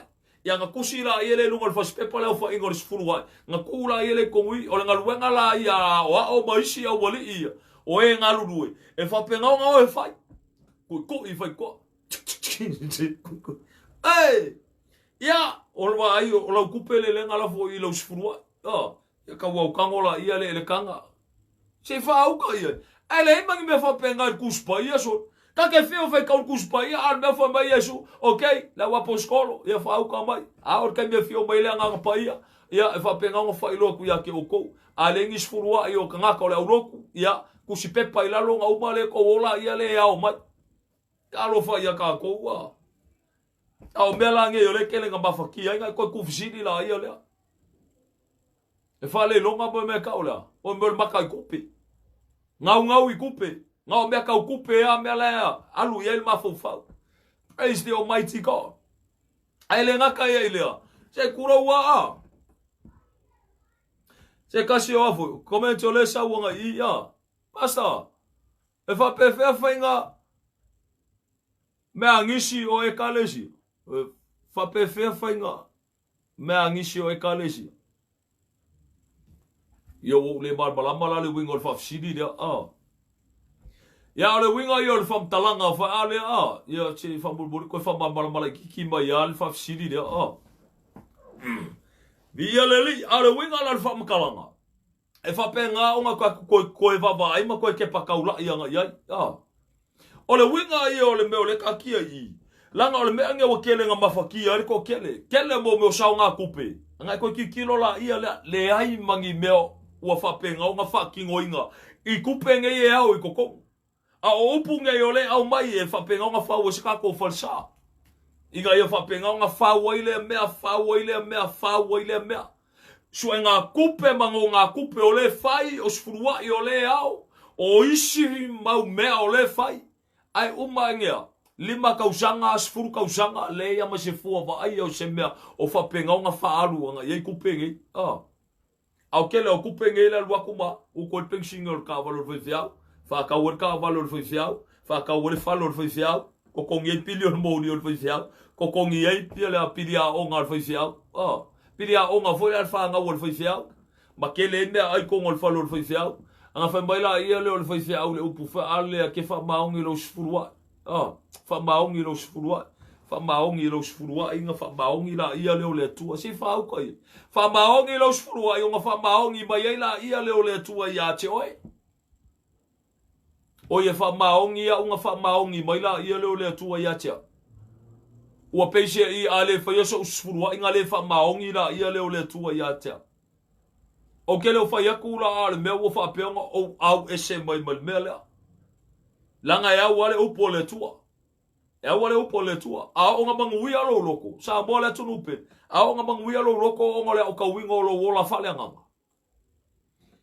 e fa penga e ke foa i malo loto malia le mewa ku inga i lo loto e fa penga nga a vaku nga i lumo le tua lau kaulanga e ke fai mal me fefia i lumo le li e ke alu fo i ama kwa oli lo loto ai se alanga o sa lo konga mongi nga wakakalainga i le tua mo oe ma praise God mela nga le nga au le upo le tua kele nga kaukalangia le upo e aposkolo Paulo pa mela nga upu o lima ngenga nga lue a moa o kele fa mo ya ke o kouko ke whakango fe whanga ai olima ia nga ufa ngaluenga ko fiangi so fai fiao wa ku wala ko ngaluenga ai o mai full time le ngaluenga le tua mole expectation na le e kokongi le ekalesia langa kokongi mafai le ekalesia lang kokong ai ko ke pakaula ile masang ngaluenga o faia ale fai mai sa full time le ngaluenga le tua a full time le fai fiao le ngaluenga le tua e fa penga nga o lai fai langa ngaluenga o le fai fiao le o ka winga de ka kiele o poleli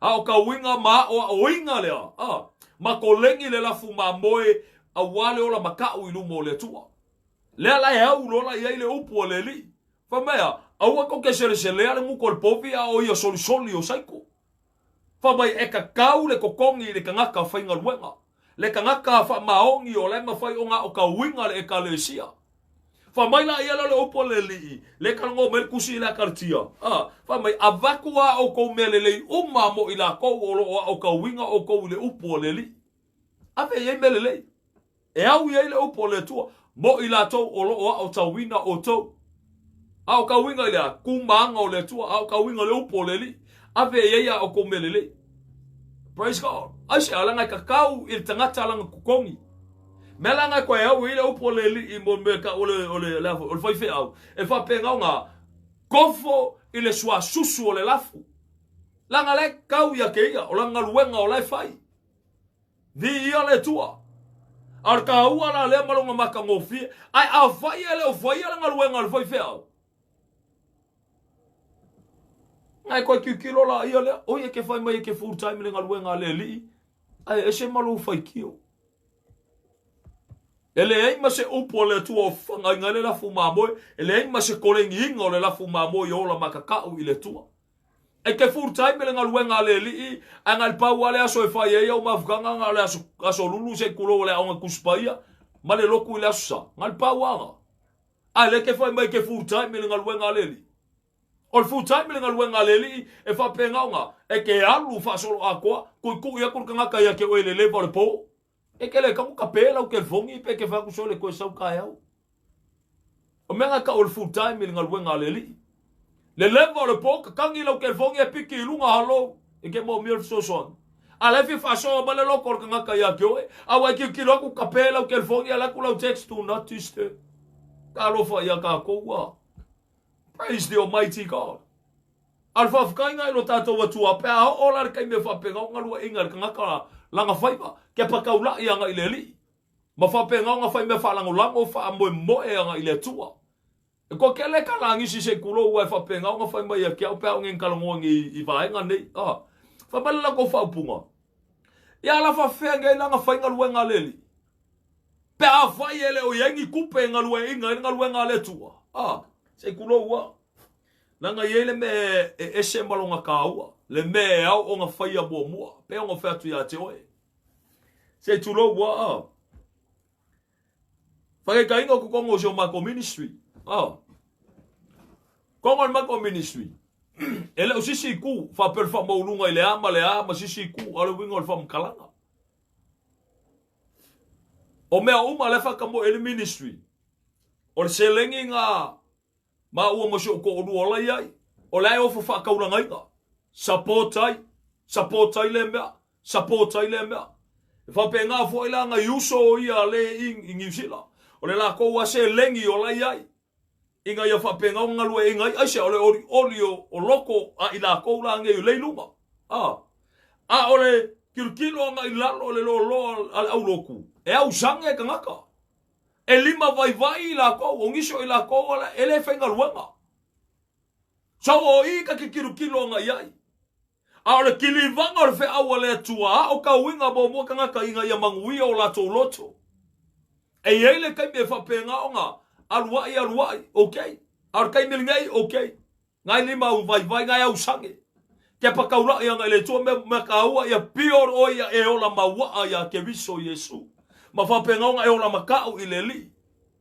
ka lo fa ya ka ko wa ai le fa pela wo fa ya ku a le me ka lo fa ya ka ku le ai le la va fa ka ula nga le selengi o le fa nga sa po tsa le luenga le sa bo le ngaka le nga ar ke pakaula I fo le ngaluenga o la New Zealand e o la le uso la New Zealand la fa kamo e ngaluenga New Zealand o la sa wa mai kongo la nkanga o le la o se le ngi la fo e o fo fa kaula ngai le tu le ngalua inga yo le ngaluenga le li la nga mafo anga oli le loko ngo manguia le upo le tua ele o yaisia ke pakaula ia o le me le kupe le ia langa e karofa ia ka ko fa vai le o langa o kanga ile upo le li o le ala le me o lowa ia oli le loto I lumbo le tua a vai a baka kongo le fale fai kongo le fale fai inga ia vi ia ile tua o fa kaula inga le fale fa penga nga a maka le ngaluenga le li o apili o moli pili o le vai o le manga sau mai kongo le kanga kaika a le me fa penga nga o ke pa kaula o le o ka winga o le o la tangata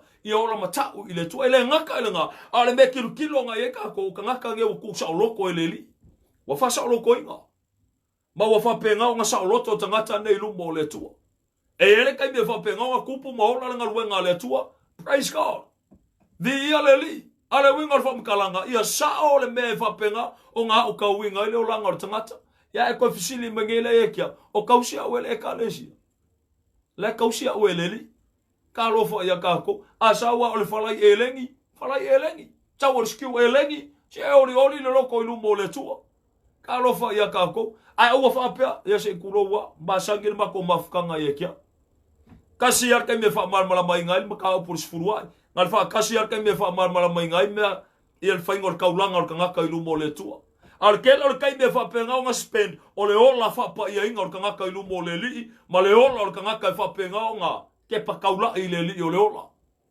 praise God nga mangui ala ia le oloto tangata wa kele la fia fai mele le or kanga ale opu le kausi mo mualo ainga la nga ke sa wa mai le me ai inga yese me ai rungo lau se kulo fa fanga I lo ko ru mala fanga ai o lo fanga ngai fia ai lo fanga fai mo mua ko kongo ko ainga ngai ai ka mai ki ngai le ingia se vai fai mo mua a fai e fia mo mia se lengi o le lava okay e va ko kongo kanga okay va ko me fa ka o le lancha ka mai ka ro fa ia ka ko wa le kanga ko e au ia le upo le tua I mea umange a lo fa le la fuma mo ele o ke lo fa ya kula al me wa pe ko fa vivi ya unga ngalwe a fai e ke fia mal malama ngai fe sili la ia le kanga ko ma ko ma fukanga praise God al matango fia la nga fa anga le tau ya te tato or ko ke pa kaula ile la fuma mo e le tua praise the almighty God ko fa makala ku ya ke o se me nge ya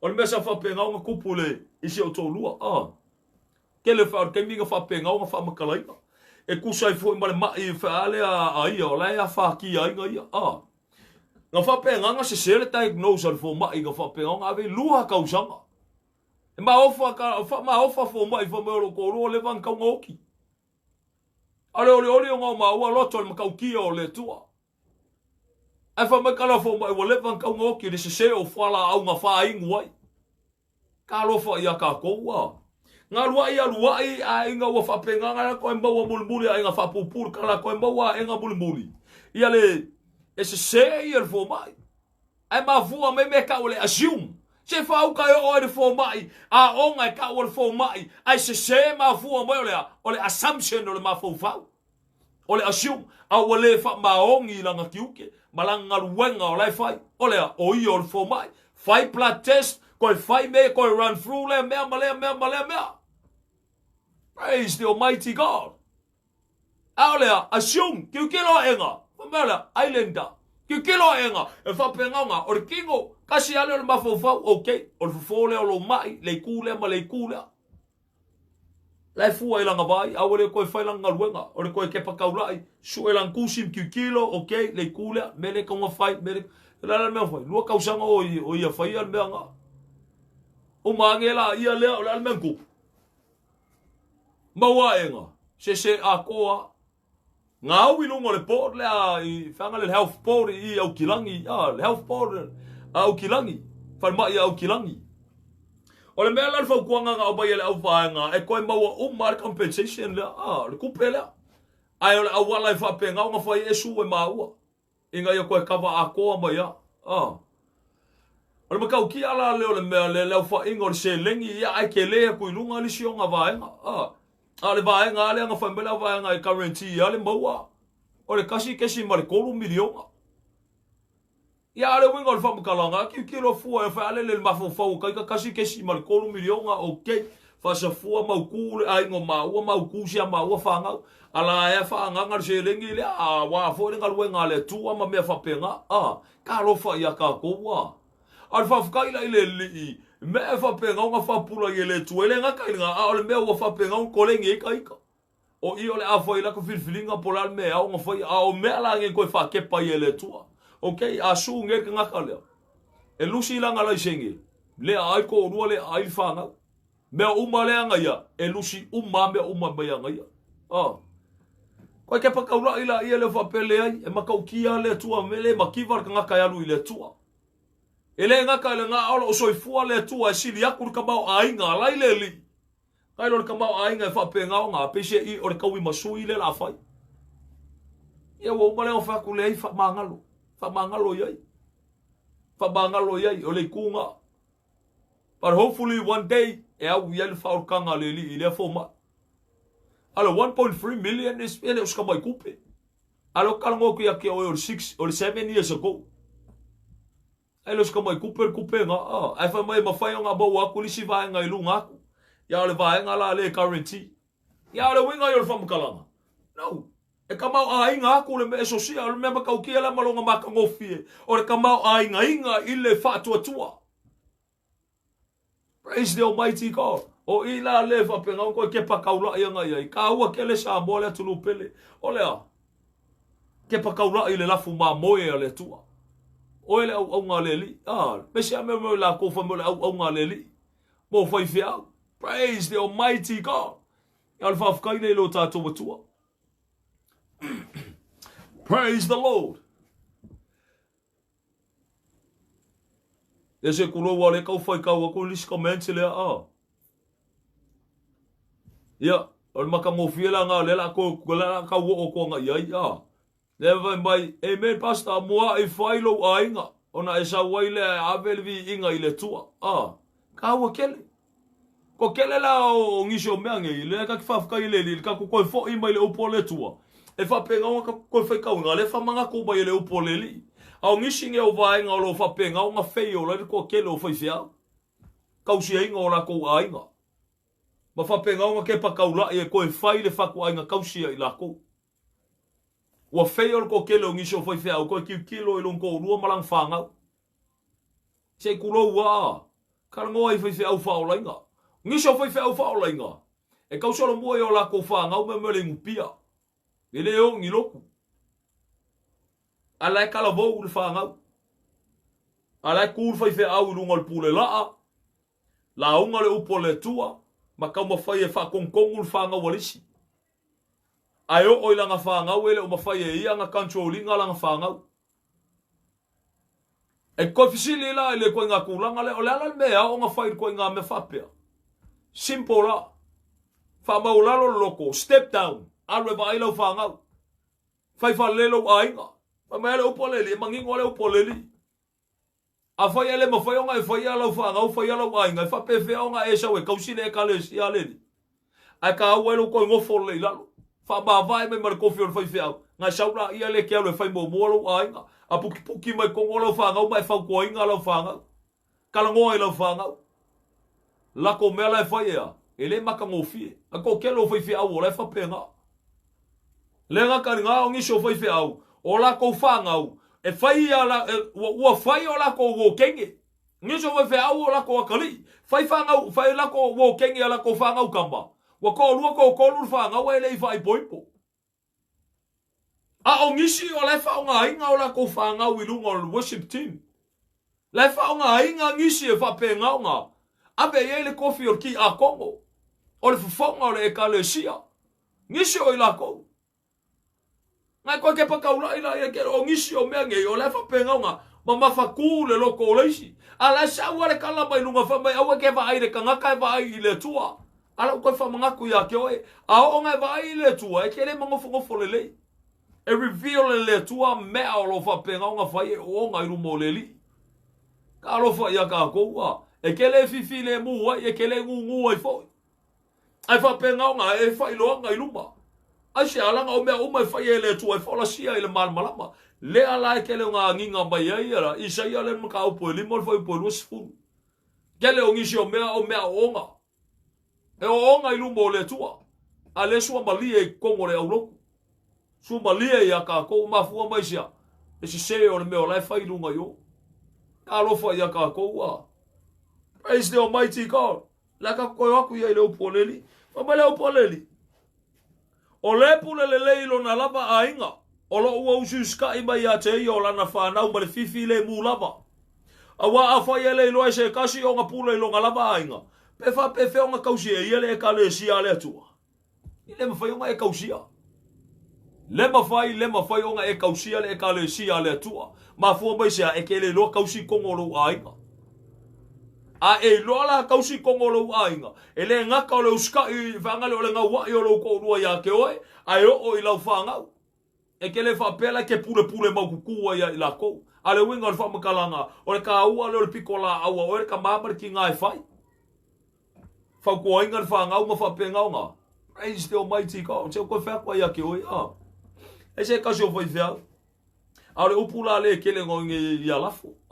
E saura whaali au te kurau wa. Whamai o le kaimea o le kikisha ua kali i e ngari sile ia o ngā kuspa ia. Fo i e whai pe a o ngā kufakasia a koa nge ia pūlenga ke kele fo i e a.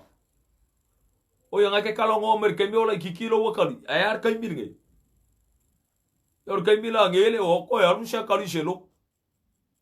A o le a kali ila ua kele ngā whakuku ua whale fo i e whai e ula ulanga. Ka alofa ia kako. Ele o koe aru se lo. Oi ale ko mai pasta i lunga i o ka mo whai e whakongkongu whanga ua lea bar whanga ua lea. Ai oi langa whanga ua ele mwing whakongkongu lang whanga. Ale upula le o le kele ngalafo. Ka ko kuaku i lumbo le tua. Ka ko ngof ka kalo mo whanga. Kalo whai ia kako. Le ai ku lunga i le whai lau kiu ke whan makua. Whai lau whanga u se o mai ngofu whan leila rui. Anu e se o man pune la ama e. Sa whai leila lo. Ku le wangoa i lisi. Nga ua wala au i eile tua sukulanga ia ke oe. E la koe whapengau kai ka inga le lafu mamoe. Ai se e iange o i lalo. Ma whapengau nga elui whai vai mo muaro a inga. Whai whale lau whangau. A umalanga e saka mai whai lau whangau a koe o mai lau whangau koe malosi le li. Ma koe o kei mea uma. Ianga koe saurola i ele e koe kurungo le pula. Ma koe kilipa le whai au le tua. Ia ma koe anu le wholanga. Ka alofa ia ka koe au ku whau a lau whangau. Praise God. Whamea langa e au i ele o poleli. Ia la whawewhea langa e kausia le e kalesi. Ia la whawewhea langa whaalongo mele e kalesi. Ia ngal paula ngā me ke maua ia sase kuro ua a. Wa bakalonga e whawhiwhi e kangaka. Ia la e oke ia kako. Wa oke alofa i le e kalesi. Ia le e kele alofa se e kalesi. Ka alofa ia kako wa. Praise the Almighty God. Aulona ta uala na. Sa moa le atunu pele. Hallelujah. Di ia tama. Kau kia kel foi me lo fa pega un kango me kusinga esquiel. Fa par fai kau ngor kusila esquiel. Esquiel ula long kau pe kolu sumar fa. Fa mai ua o tau a ai le ngao. Ma o ofu I fulfulu. Ua o kou fasia e ua pepeki. A ua o kou le fanga I le lafu. Ua o kou le fa malosia e ua vai. Ua o tau le fa mawalalo I le ua fa malolo I le ua mai. Wa o tau le fusia foi le ua ngau. O le ua kulia ua o kou le koe au maia. O le ua se ua o kou le koe sa ilia. A ua o tau pule fa malosi ma fa saua ya te ila tau. Ka alofa ia ka koua. O le skielu nga kolu sumalfa. O le kalangoa ia ila kou ngai ka ua leo maamoe. Le vao ila kou leo maamoe anga ile lafu maamoe. Ka alofa ia ka koua le koe whai ala unga luenga. Sa ili le mamoe la ua se. Fusfusia ele mamoe la ua mai. Fa malolo ia fusfusia le mamoe la ua ngau. Ai paulau meanga ua whai nga ua ai fa solo a koa le lafu mamoe. Ka alofa ia ka koua. Te iro lai sa whai ko kele. Ma whakia il ko kele. Ngisha o kou le maua mani nge whasa launga ngaya. Ngai ko ke malu mori ma winga me fa peo le kupu kongoro. Loku le ko ke mafukai. Au le mea ua kupu. Mo whainga kaya ke ka kou onga sopolo ska ko whamakalanga. ai sea nanga le upo ale kele nga fai langa o sui va ai o le tua e fai keke o ka ko fam kalanga e lafo I fai fiau ka lo fai a ka ko o le fai fiau ele fai ngala fi le upo le tua ele fa pe a fai fiau ngala fi ele nga mafai la ia ngale au ila ia le upo le tua e fai fiau le ai e au le upo le I fai fiau anga lua la nga le tua ya te o e kele go fo le lei so mai le usoi ai ke fa penga e ko alo loko ke sa vari sa o kwa fa ali lo le fia I fai fiau pasta au ke fa makala mai se me anga ka ki lo loko wa e ka ya mako ai e kalongo mai ya mako o nga lua le tua ya te oi praise the almighty God ia ko inga mela nga ole kupur kai minga ya yo fia fo ya pule la ase kulo fa penga ku e lunga fai fia o kengia e kalesia o kengia o ko ma fua mai sia ma fua mai se me o le fia I le au loku nga o kengia la ia le o le au loku au mai ai upu masoa ba upu mamafa ai o ia la ko fanga wale uska ia la ko ai le ba fai ka kala ngo ia la ko fanga ale fe ka ngofi o kengia le au loku ai o ilonga ainga ele au yeshe leo e fa ilonga ainga ka lo fa ya ka ko ba fu mai sia fa le longa praise the almighty God ya al fa gaile lo tatu tua le ba fa yo ngala la fi ai fa au pasta le ma fa nga la fi le u poleli ya al mela le ke lo nginge fo ngi so ka ko ulanga ya e o loa nga o e lolo e pasta lala o ma ele vai ngole upo le tua fa pasi lo ilunga ya ai me ia nga o ilisi ku alo foi ya ka ko wa ko fa ma ko sa bola tu no pele o ila ko fisingi a ko ya la ia le a fa le ya te tato ile mafu anga la ngo fo ia ko kele nga ya le ngo fo ya si vai nga la nga fa nga la o le afu o e ke kau le foi fia e ke ainga le fai fiau le nga ka le nga ke le kau le fai fiau ia o ngol fai fiau sa loko yo kwa ngofo ya la ele nga ka le nga o le ase ko finga o fa penga nga ka ofi ai o ko ngol loko yo le nga le ko pungel ke lo ka min ngai fa nga le ke le il vai kau ngai wo ka ko ya mo me fa le e ke ala kulo ile loku ia wo ke ia le o nga fa ura ia le so ko finga ya ke oi ke a wofa ku ya ke o ke fi manga or kofi ki ako alor nga fi silia ku ya ke o le ku fa ale fel mesa lo ku sa fa nga mo o si siro sa wi le la va ku kofi le ya ke o se o la fe ka lai mai le tu lo ko le la fa ur kofi nga le ya ke o ai le nga lu ya se tu ya ka lo fa ya ka ko wa le nga ka nga lo ko va ku ngi al ska mai bele ar kala mongi ar kala ngi ali ke le se ka se uso ole po fonga la kai mi fa ale ele fa ola nga le uso a maka nga I mai ile loku fo ile ele o I au lisi mafkanga wa nga ile loku ole mela wa kupu lua nga susanga loku ai anga ia la mala ole mafo faula o ia malon ko lua ai afu fola le upo le tu ele o son ko lua ola nga kenge ele o son ko lua la nga mafo faunga ka ko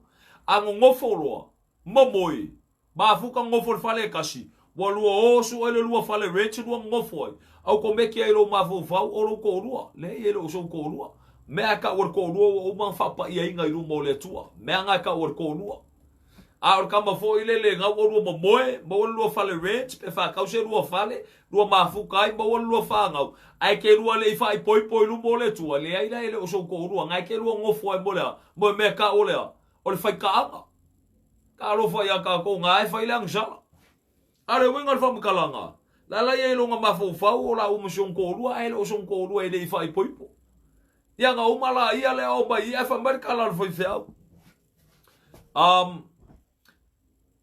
pe mo se kai mi mola u ya fa ba la ia le kala ju so le ya la kala ngo nga fa fa mo ya nga invite la ia le fa fa o le mctano fa fanga le big mac fo ile le fa kau le combo wo big mac fa fanga ila ko male malanga kenge ia makala ngo ale ma so ala pule nga ba fa pe alo malangkala ia wa ka kau nga fa seru maka fale le wa lo ku mai le wa su sa ka lo ku mai ia wa ka kau ro fa seru maka fale ia ma kilo longa ile kufu ile le pe fau se ro kofiki ako ale usola le o le ngofo la ke pa kaula ile kufu ile ele ifa o loinga ila ua o le fako a kofu mai o le asi mai ale o fa mai fa ma ka vale ma fa o kofiki ako ale le o mal malamba fa fe au ele fa o loinga ele fa i poi po markenge ka lo fo ya ka ko wa a fa pele el Big Mac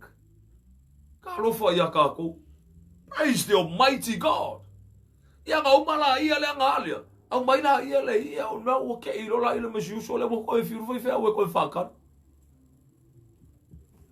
umala ia le alfa le siu so la le asiu so la le e fo le fa le si siu so la ngo foi ala nga fo ia li e fa o la nga fo ma fa pe nga nga yelang ia le me o ku ngo foi nga a o le se foi yang e la ka ma le a le me o la ngo le ma mo fa ka si le poku mo a se fa pe ifo uso ka ua kele fai poi po mo o rua foko ama fai inga rua mamoi a fai ua rua mamoi le ai lea ua o mai ka ua kele le ka karango fa so le upo le li ma fa pe nga o nga inga yo lua o la fa le nganga mo mua ka ua fa nga ufo wingo o lua nga umala ia lea o mai la ia le o rua fai se ma fa ufau se kongu ma fa e ka kaua nga fai poi po o lua ilu mo le tua ka no fa ia ka koua ya le me la wa ya la wa alwa ya fa penga ia walu fo le ngali ia ma fai fo nga winga wa le va fo inga fa nga le share le upo le tu ka ngo le upo le tu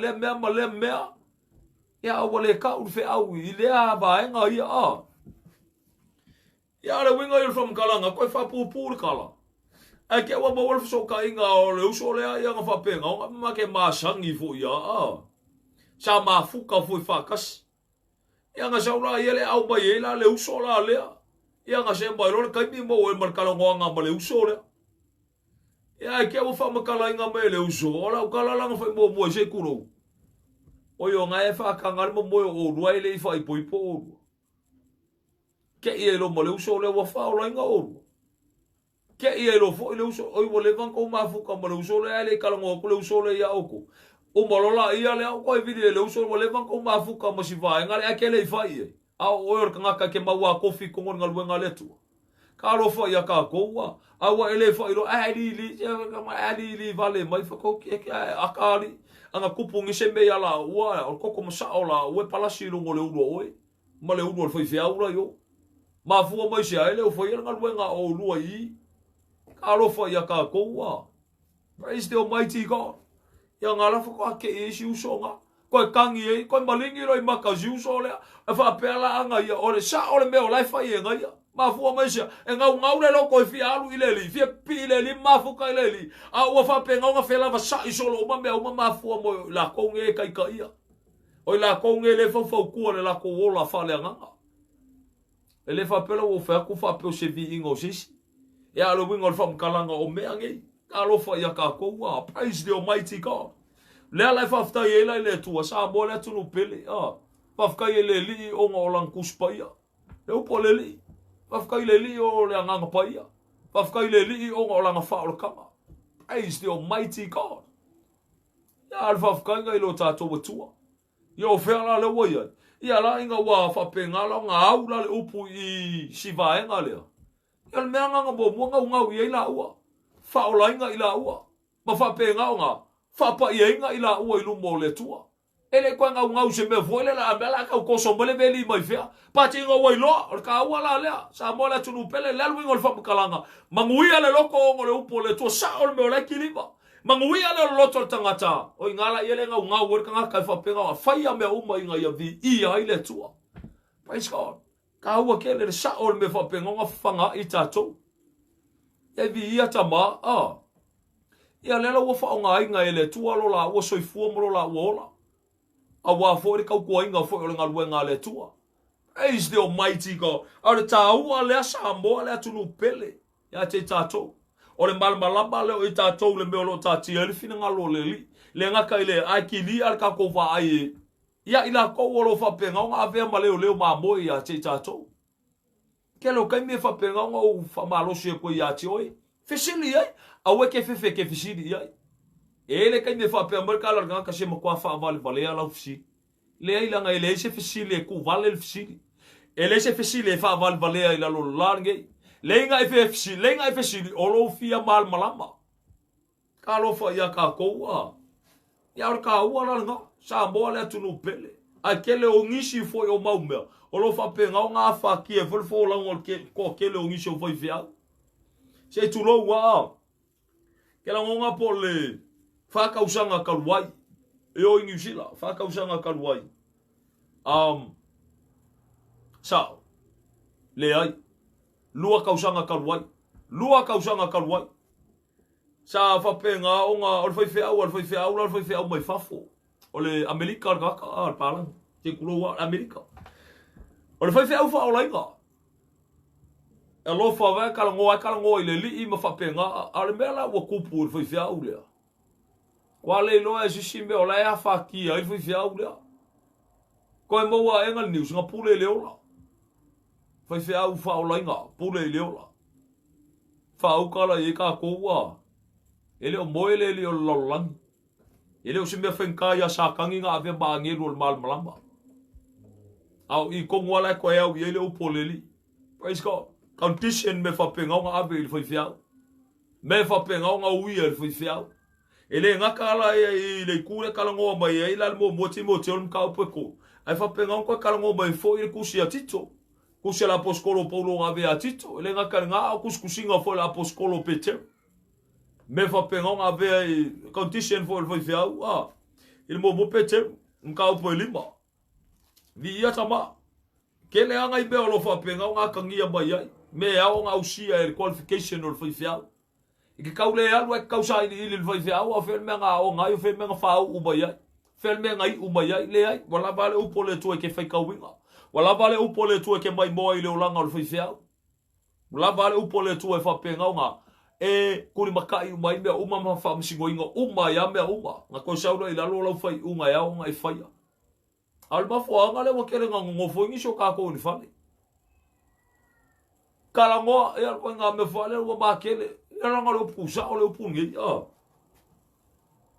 ma kele so nga kupe pasta eu fo ya oi lo makai kupe ele malia lo ko nga kupe ke mo e kele le meu o mo la ka var fo la var fo ele nga ka ile a wo fa pe nga olo nga mo lo ko kongi olo ngi kupe ke mo wo fo ai ya nga ele mali ere ka u ye lo ai le o fa ya lo ngol wenga ka lo fa ya ka ko wa praise the almighty God ele makiva le tua zemea a ka ua kele ya te tatou ka ka ua leo mamoi le fai vo ila to le fai vo leo mamoi e fa penga nga pola pui la fu mamoi le li fa fanga le la fu mamoi ma o ka winga le la fu mamoi le tua le nga ar ka inga le la fu mamoi le li le leo mamoi sin o nga lo ya te oi pastor ma mafa o le fa salanga o le tua I lunga ya te oi pe a fai ke le fa maongi lo tiute o lai fai ole fai vo foi fe au ele o se me kalo al ko kele yo kanga ka fio I lugol pule la mala unga le upole tua kalo fa ya ka ko wa ko kele o ila ko fi manga ave mo foi fe au ya wo ka ungi so assistant pastors ka ungi so mo associate pastors ka ungi so mo senior pastors wo ka ungi so mo pastor wo ka ungi so ko kiki o mai so ko inga ka unga ka o isi pastors o ka ungi so doctors o ka ungi so mo masters reverend bishop ka lofa ya ka ko wa praise the almighty God ya o ka wa la le sa bola tunu pele ko fola le upoleli ile mfenga alo tato famai la ia le o mta upoli mortushi la le mo pete famai o te ai o yatu ya o te ai o yatu to ina o yate o to wa ufo yo to ina mal mol mawi tinga o keriso malena to sia fatasi le manuia o le afa al mai uia o to leo ile lafu mamoya le tua o yate o to ia kausi iai maleloto aele o le fata wana wina awa fo ine fai a male fia fai o loa a o le loto fia awa fo ine fa pei o e fa o malo ile kofia le tua a ia fai o to ma fa o ile lafu mamoy praise the almighty God fai ma fa o lafu mamoy a we ke fa malo ile kofia le tua Ngai taking ila ile authority for my oil pastor. Take ila ile authority ngai mfawea. E fa safa ile la fuma boy. Praise the Almighty God. Ya fa fkaile leli. Cha bola tunu pele. Ko ke pa kaula ita to ole kalesia ke riso Yesu. Wa umonga ia fa sa lo koinga ita to. O ia la kanga ka ole asa ko fa ele venga mama fa ilunga ya te tato. Wa uma onga ku sa loto tato eleni. Ka lo fa ya ka ko wa. Lisi onga va enga le ase tu lo wa le kelinga felu sasi er ko keli. Ma fa penga onga kelinga fsilingia er ko keli. Pea onge le kaimile ole maka upor sfuruai. Ole maka upor sfuruai. Le kalango ba ele kusi le amalaki. Ole kusi la le amalaki nga kele nga fa penga onga nginga ila le maka upula le kele nga curse er ko kele. Ma fa pea mai le la to fanga le kalango ba ye awa ko ke fa o me ale tua. Ya e fa le longa. Fanga le winga yo le fa mkalanga e fa penga kele alanga ku yer ko kele yer maka upu le ma fa pe mai kana le fe au you are cursed with a curse. You are cursed with a curse. Pe ale fa yer maka upu sfurwa. Nga bakula ia le wa maka nga e fefe ai. Ya nga faila ia lo sfurwa yo ngole upunga you are cursed with a curse. Awa ko ke fa o me ale tua. E ke rola ukala ya kioi. E fa le longa fo ile fa o fo e fa fe o me ale tua. Preacher nga ile auroku. Ayo o ya la ko ile o kausi ai. Ka lo fa ya ka ko wa. Alfa fa ile ile li. Al makau ala le upo le tua langa al makau punga al makau po kolor kusi le malaki yo ni so ka ko masangi ya. Le au fa pe ya te o le tula. A fai e manguia lo loto le mata o por sfurua. Fai le fa maong yo lo loto e fai lo sfurua ia nga ile tua. A weke fai a ongo le upor kanga ka fa ku ya ke we. Alanga o le maka upo ele fa ka wa nga winga i kongo le ekalesia. Le maka upo le sfurua ele fa ta wa na wina to tono le ekalesia. Alanga wa kele nga fa ka wa nga winga le kele o fai fia. Ma fua mai sia. Le maka kupe. But no. Ele fa ka wa nga winga. Ai e fai oi mai mali o lo loto. Fai lo fa kokua ile li. E fa mangui ale tua ya te oi. A fai fo e kele filfile fai fa sfurua i lau kupe. Po lau kaulanga abe ile tua e ke fai oi mai le mali o lo loko e fai ile li. Fai ile li. Fai le fa kokua ile li. E fa mangui ale tua ya te oi. Alanga le makau ki ala leo le mano le toto Yesu langa kalangol makau pulele i mariu Yesu geriso. E kalangol maka upulele i whaavaea le ekalesia. Langa le upuleo le kalangoa ya Israel. I le mea nga whapenga o le mea nga whapenga whakamala i Israel. Ai a whai e filifili i lo loto e ke whaia. A wange e whaku kalaranga kaya ke oe e kakaunga e whaia. Le ai, e whaia i lo loto e malia lo loto e whai lumo le tua. Ala mea wa whainga i le ke lo loko. E ke alaku ole kuku ATM i lumo whi kuko o wharisa. E ke alaku o whapenga ele nga ko ATM le kuku inga a wa whai e whai aur ko inga whainga nga wa kusi i lalo. Kusi pepa, lau sifuruai. Pe a whai ele sa sifuruai o whai ele sa. Nga ma whai la i ele vai so a koa inga i a whapenga o nga ma whainga o a koe au mai lau sifuruai. Se whauka i a kako. Kalo whai a kako wa. Le whasi se inga o kako mafufang. Ai aka ki ai lo loto malie ke fai le fakokua. O le fakua nga e vaku ia ki oi. Fai i le fatua i le tua. Wengi so fai feau. Fai mai aku lau sfurua i kongi ngā. Ku kongo le aku. Ngai ka kalola i le tua se me ki fia manga oai. A fai ki fia manga uska wari fau fai le tua. Ku lau sfurua i mai fai le tua o ki fia manga uska wari fau. Fai le tua ki fia mau se ngaruenga fau fai le tua. O ki fia mau le mea se fa au kai e. Le mangi mea whapenga i kongo le kuspaia. A o me manipulate i lo ma fau inga ia akiringa mai le i lau kupe. Ka alofa ia ka koua. E testimony e ngisi e whai mai e sa o e whamanguia le tua ia ki la kou. Ai lenga whamanguia le tua ia te oe ongo le whamaongi o lo loto ngai ke whai e le whakokua. ai le whakawanga winga. Mea la ngai koe kalongole upo le li, le kalongo mai lua koe nito. Ma whapea mai ai, ora ka ngaka ea, e whai mai se mea watu ilo na loto. A cheerful giver, e fōa i ma le loko malie. Ave, le loko malie. A olanga ngā lue le tu e tono lo loto mai, oli le whaolokanga, ma le upo le li. Ke alo lau kala ia ke oi. E oi lo fale ke aru whaakawe au mai a kore ka o mea ngā a waku, i ngā ia whapea ngaunga. E whaari le oli ngā o lo loko, e oi whangua. Whaakau whangua. Ma ave. Ka alo wha ia ka koua. Pe a ola le ngā manguia i tātou ongo le ale upo le tua. Ma sa ole meo le kilipa mai a te tātou. Praise the Almighty God. Asawa se kuloua. Asawa i le aso sa whaalea wa whai ar kaulanga, whai le fōai. E ke kango akua le lava lau whasoa. E le kēsai o e le tua. E le kēsai o e le tua. Le me la kēsai o e le tua ngā whakawinga o le manga o long kokupai. Ka rofa ia ka koua. Ungi whasise, o whasise ka koe mafua mai o kupe. Praise the Almighty God. Ole mga upu e kolunga le kusia malaki. Ole mga ukia i ole mea leka kia fo le kusia a Efeso. Ole mea pikosini la nganga maka ukia ua whapenga o ngā kakala i le lii a le langi ma whamanguia i a te tātou i mea whalea nganga i se ese whakamau a inga i tātou. Ole mea pikosini le fo i la ngā o ngā kaua o le kamau a inga i la le whatuatua. Praise the Lord. Ia ar whaftainga i lo kākuwani. Whai mai la ia le kusi da Efeso. Whai mai. Ia whaftaia le tua o le tamao lo tātou wali i o Yesu Keriso o le ua whamanuia mai ia i tātou i mea umalava. O manuia ai i la le anganga i mea oile langi ona o Keriso. Praise God.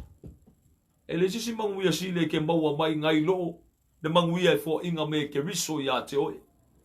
Praise the Almighty God. Ia alfa whakaila le ilo tātou tua. So le lai koe whawhango isa a moa le atunu pele. A whai e koe whamai e kala whai whiau e curse oe ongo le lea i o sau spurua. Ngai whaila ia le whai whiau. Pastor, o curse a upo blessa. A whamai o ngai curse oe, ngai koe whaila ia le iai. Okay? Ngal pawale or kay me kēsaya or kay me ke launga spurua. Alal me a launga me ke au fa kau toto Yesu ngai fa mai la ile o le manguia.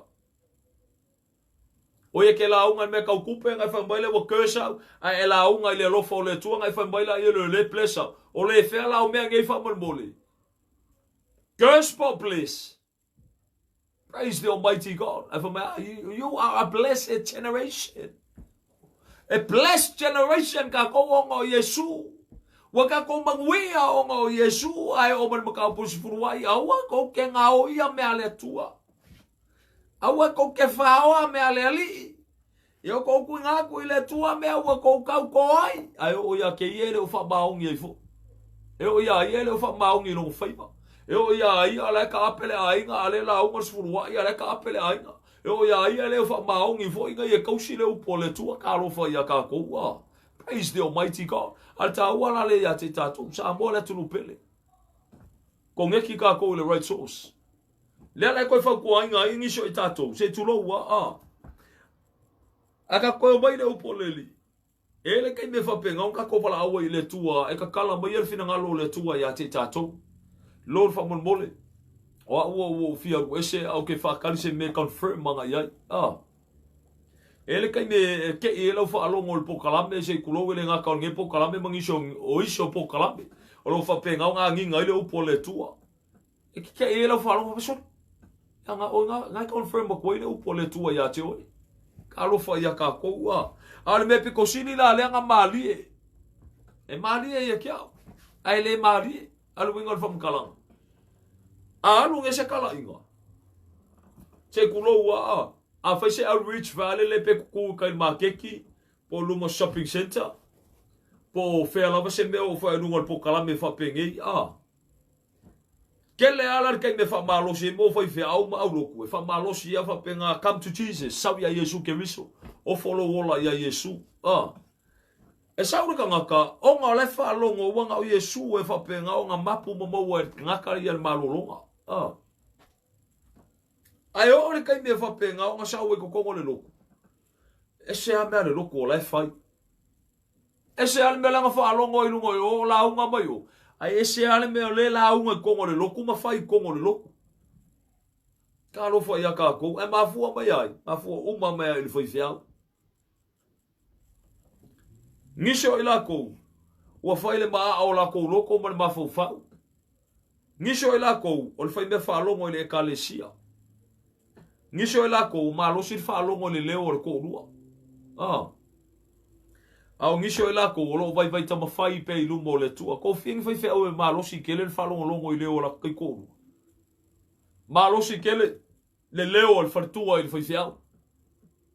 Alanga o le mea mongi anga o le kupunge, kai minge le kele o ngisho loko whao lainga. Ma losi aku powerful aku le leo o le wharkua.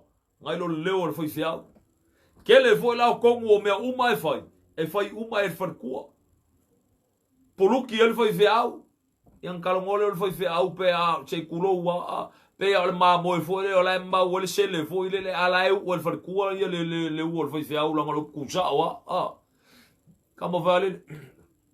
Ia lea kama vose kuroa ia darling ole ase u kala e fai darling kalo foi a ka ko ia la darling la loko lo pola se kala loko lo e fai e fa fele tua sikele council la leli. Praise the Almighty God. Ia wo ko kelenga ngi sho ka ko wa fai uma e fai kua kongo le au loko.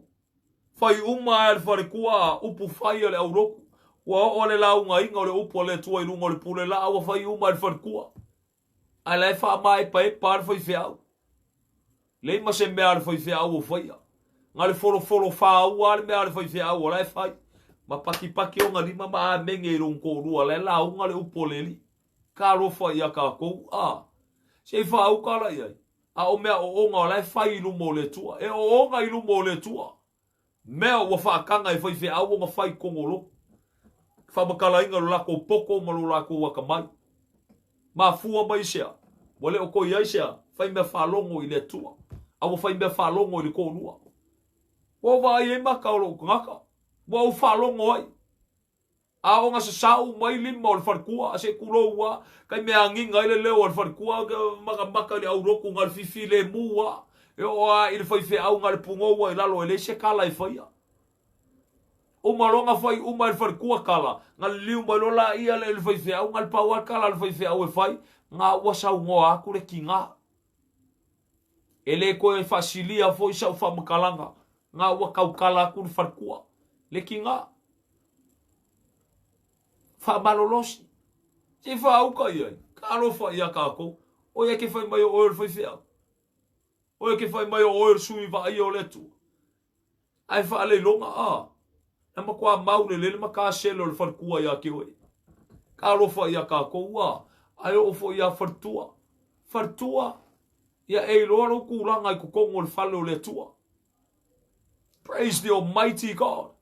O ko fiangi so whartua se kuroua ka ko carrying a fully title o le pasta i kongo le whale o leli. Le fa pere kalonga le kupao ka ma le la vea foi le kupao ki nga. Wa e pasta i kongo le falo le li. A le meo le kalonga mai le upo le tua e fa le longa. Ngai ke le uska i lumo le tua. E o onga i lumo le li. O le fai pa le pasta e ave le ka ma aloa e le ave e si fafingi. Ka lo fai a kako a le mangingo e a le upo le tua. O le fai pa e ave e le ka ma aloa. Fa mai a le upo le li. Ka koe o mo moti mo te on ka upo e konu. Ngai kangola i ele a maingi au fika reishe nea i ngā po le asa au fika e whai ngai le upo le tua. Ka lofa i a ka kou. Mai koe ke pakaula i le meo le whai mai ele upo le li. Praise the Almighty God. Whai mai ale upo le tua. Okay. Mo moti mo te o. Maka upo e konu. O le upu moni le nei a whai e nau sa tasi le whai vole pikopo e mana o ia i le ngaruenga le lei. Mo mua al maka upu e lua. O le whai upu e lua. O le ngei e ka kau le pikopo ia le maka ule angainga. Mo moa o le fai o le kopo e manga o ia i ngā ruenga lelei. So o mai lola ia o le nge e kakau le kopo ia le mata ule ngaina. So o mai lo malesi o le fai a va i le fafinge ko kasi. O le fai a va i le fafinge ko kasi. A longa winga o le ale winga le tala tu spaia. Fai fe au o ai a poudinga i le fai va le fa mon. Anga fa pe kala ngo mai le upo le tua o fa penga o le fai fe au e fa penga e fai a va i le finge ko kasi ma le fo i e ngofo kange i le kamalo e ko kasi. Ia, fartua, fai fe au. Ala ngai le o au le upo le tua ia te oe. Ka rofa ia ka koua. Praise the Almighty God. O mea la ie fa le longa. E peisi e Yesu malia ia ka kou. Ai onga ilu mo le tua. Se kusa pele le lo share kuspaia. Se kusa pe nga ya onga ia onga kuspaia. Eu foi a fartua nga ya onga le onga foi fiau. Nga o tein lo foi fiau le onga kuspaia. Ai fa fele o poletua. O e ke a onga le onga kuspaia ke le malmalama le o poletua. Ka lo fa ia ka koua. Ka ua ke le hampolo tatou loto le o poleli. Praise the Almighty God. Ai ko fisili mangele e ke au pe fai fe au ia lo koru e o fai fe au lo koru. O ia o le fartua o le fai fe au. Ai le o fai fe au. E o lo koru la malmalama lo kulanga. Ai se alanga le upo le tua. Ka lo fa ia ka koua. Ka ua kele. Langa le fai vai ku mai ele tua ku inga aku le kamaloa. O le authority nga ku inga mai ele tua ilunga o le kamaloa. Ai le se authority e overstepping ai le fafinga le fai vai o le kamaloa. Ko foi ka ko le fa malu le tua o fe le fa malu le tua fa mon. Oi onga ya. Oi onga ele le la se le upoleli o se ka lo fa ia ka koua. Le ai ka ua kele fa maula lo ka ko loko fa tua. Ka ua le hapo le no moleli. Ko se ei mai oi foi le fai vai fa tua. Fa ku ai lo ko rua. Ai lo fia o so la unga le upole tua i lunga le punela. Ko kongo le ekalesia. Ka lo fa ia ka koua. E ma fa ia ngai alo ka ul fe au le tua i fafo. Ka ul fa o kanga le lima se al fa o kanga le tua. Yes. Ave fafo yo. Ko kongo le ekalesia. No. E no ko kongo le ekalesia. Pe a poko le ekalesia. E o for fai vol pasta ia ke o e no. Ka lo fa ia ka ko ka ua le hapo le tatou i lumo le tua. O le wa fa fonga le opoleli. Nga pulela ia le o e lo. Ko inga fai ngai ke fai ai. Ai a o nga fekalai le tua. Hapo tatou i lumo le tua. Why? O upunga le tua i le se upua. Ka ua ke le pasta ia ua leva nga e fai feau. Ngai a o nga le ankuspa ia. Ma mea fa penga. La me wa ele ko fa ko so ko. La nga fo e ke fia ia. Ka lo fo ia ka ko. A fa yo le fa ye lo ku kekele fo yo mega church si fa fo. Ya le wa ka mo fa ka ko e apalai ko mu ia ka ko. Se ku ro war kala le se ka so foi fe au nga fa penga nga fa mai vai kai mi fa au ka lo ku mai fo ya. Popo fo nga la ka ika ia fa o laima. Fa mai ka ko fa longo longo mai a peni hin. Al fai fe au e fie fa longo ya peni hin. Ka ko fa longo ya peni hin ka lia me fai mai peni hin. O ha me fai mai peni hin ka ko o e fai.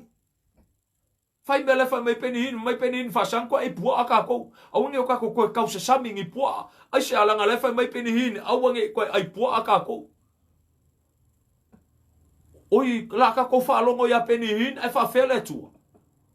Oi pasta e akua o ya peni hin pe akua o le tu sisiris. Ka lo fa ia ka ko se fa au ka ye me fa senga yo ka ko mafofa. Praise the Almighty God. Ara winga fa kalanga ka o le upoleli. E surrender ya tato. Ar ko kele nga wisho ka ko le kupur kai mil ngai. Wa overstep e mo mewa fartua. Kau ave fartua ngal wenga. Ai fa mai kala fa fe au le la bafo. Kwa kula va ngoa ngai fa mai. Kwa kula va ngoa ngai ki ngai o ko la au ngale upole tu i ngol pulela.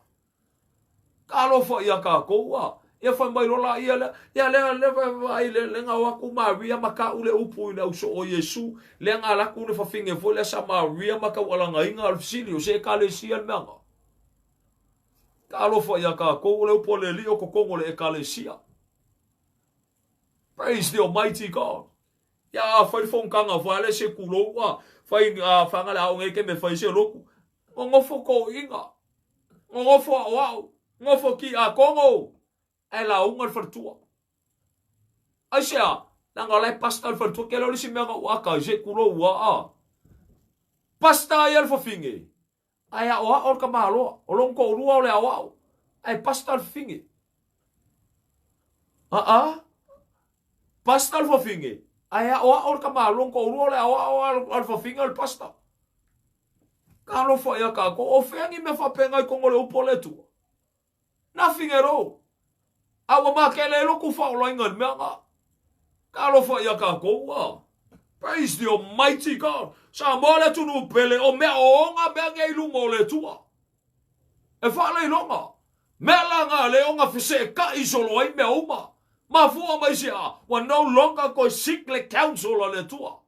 Wa no longer ko fisili le tu. E fa mai le opu. Se wo fe kala le tu e lo loto. La fe kala nga le tu fe kala ye ko ya ke o. Fa mai le tu o lo vala o wingo fa fiau.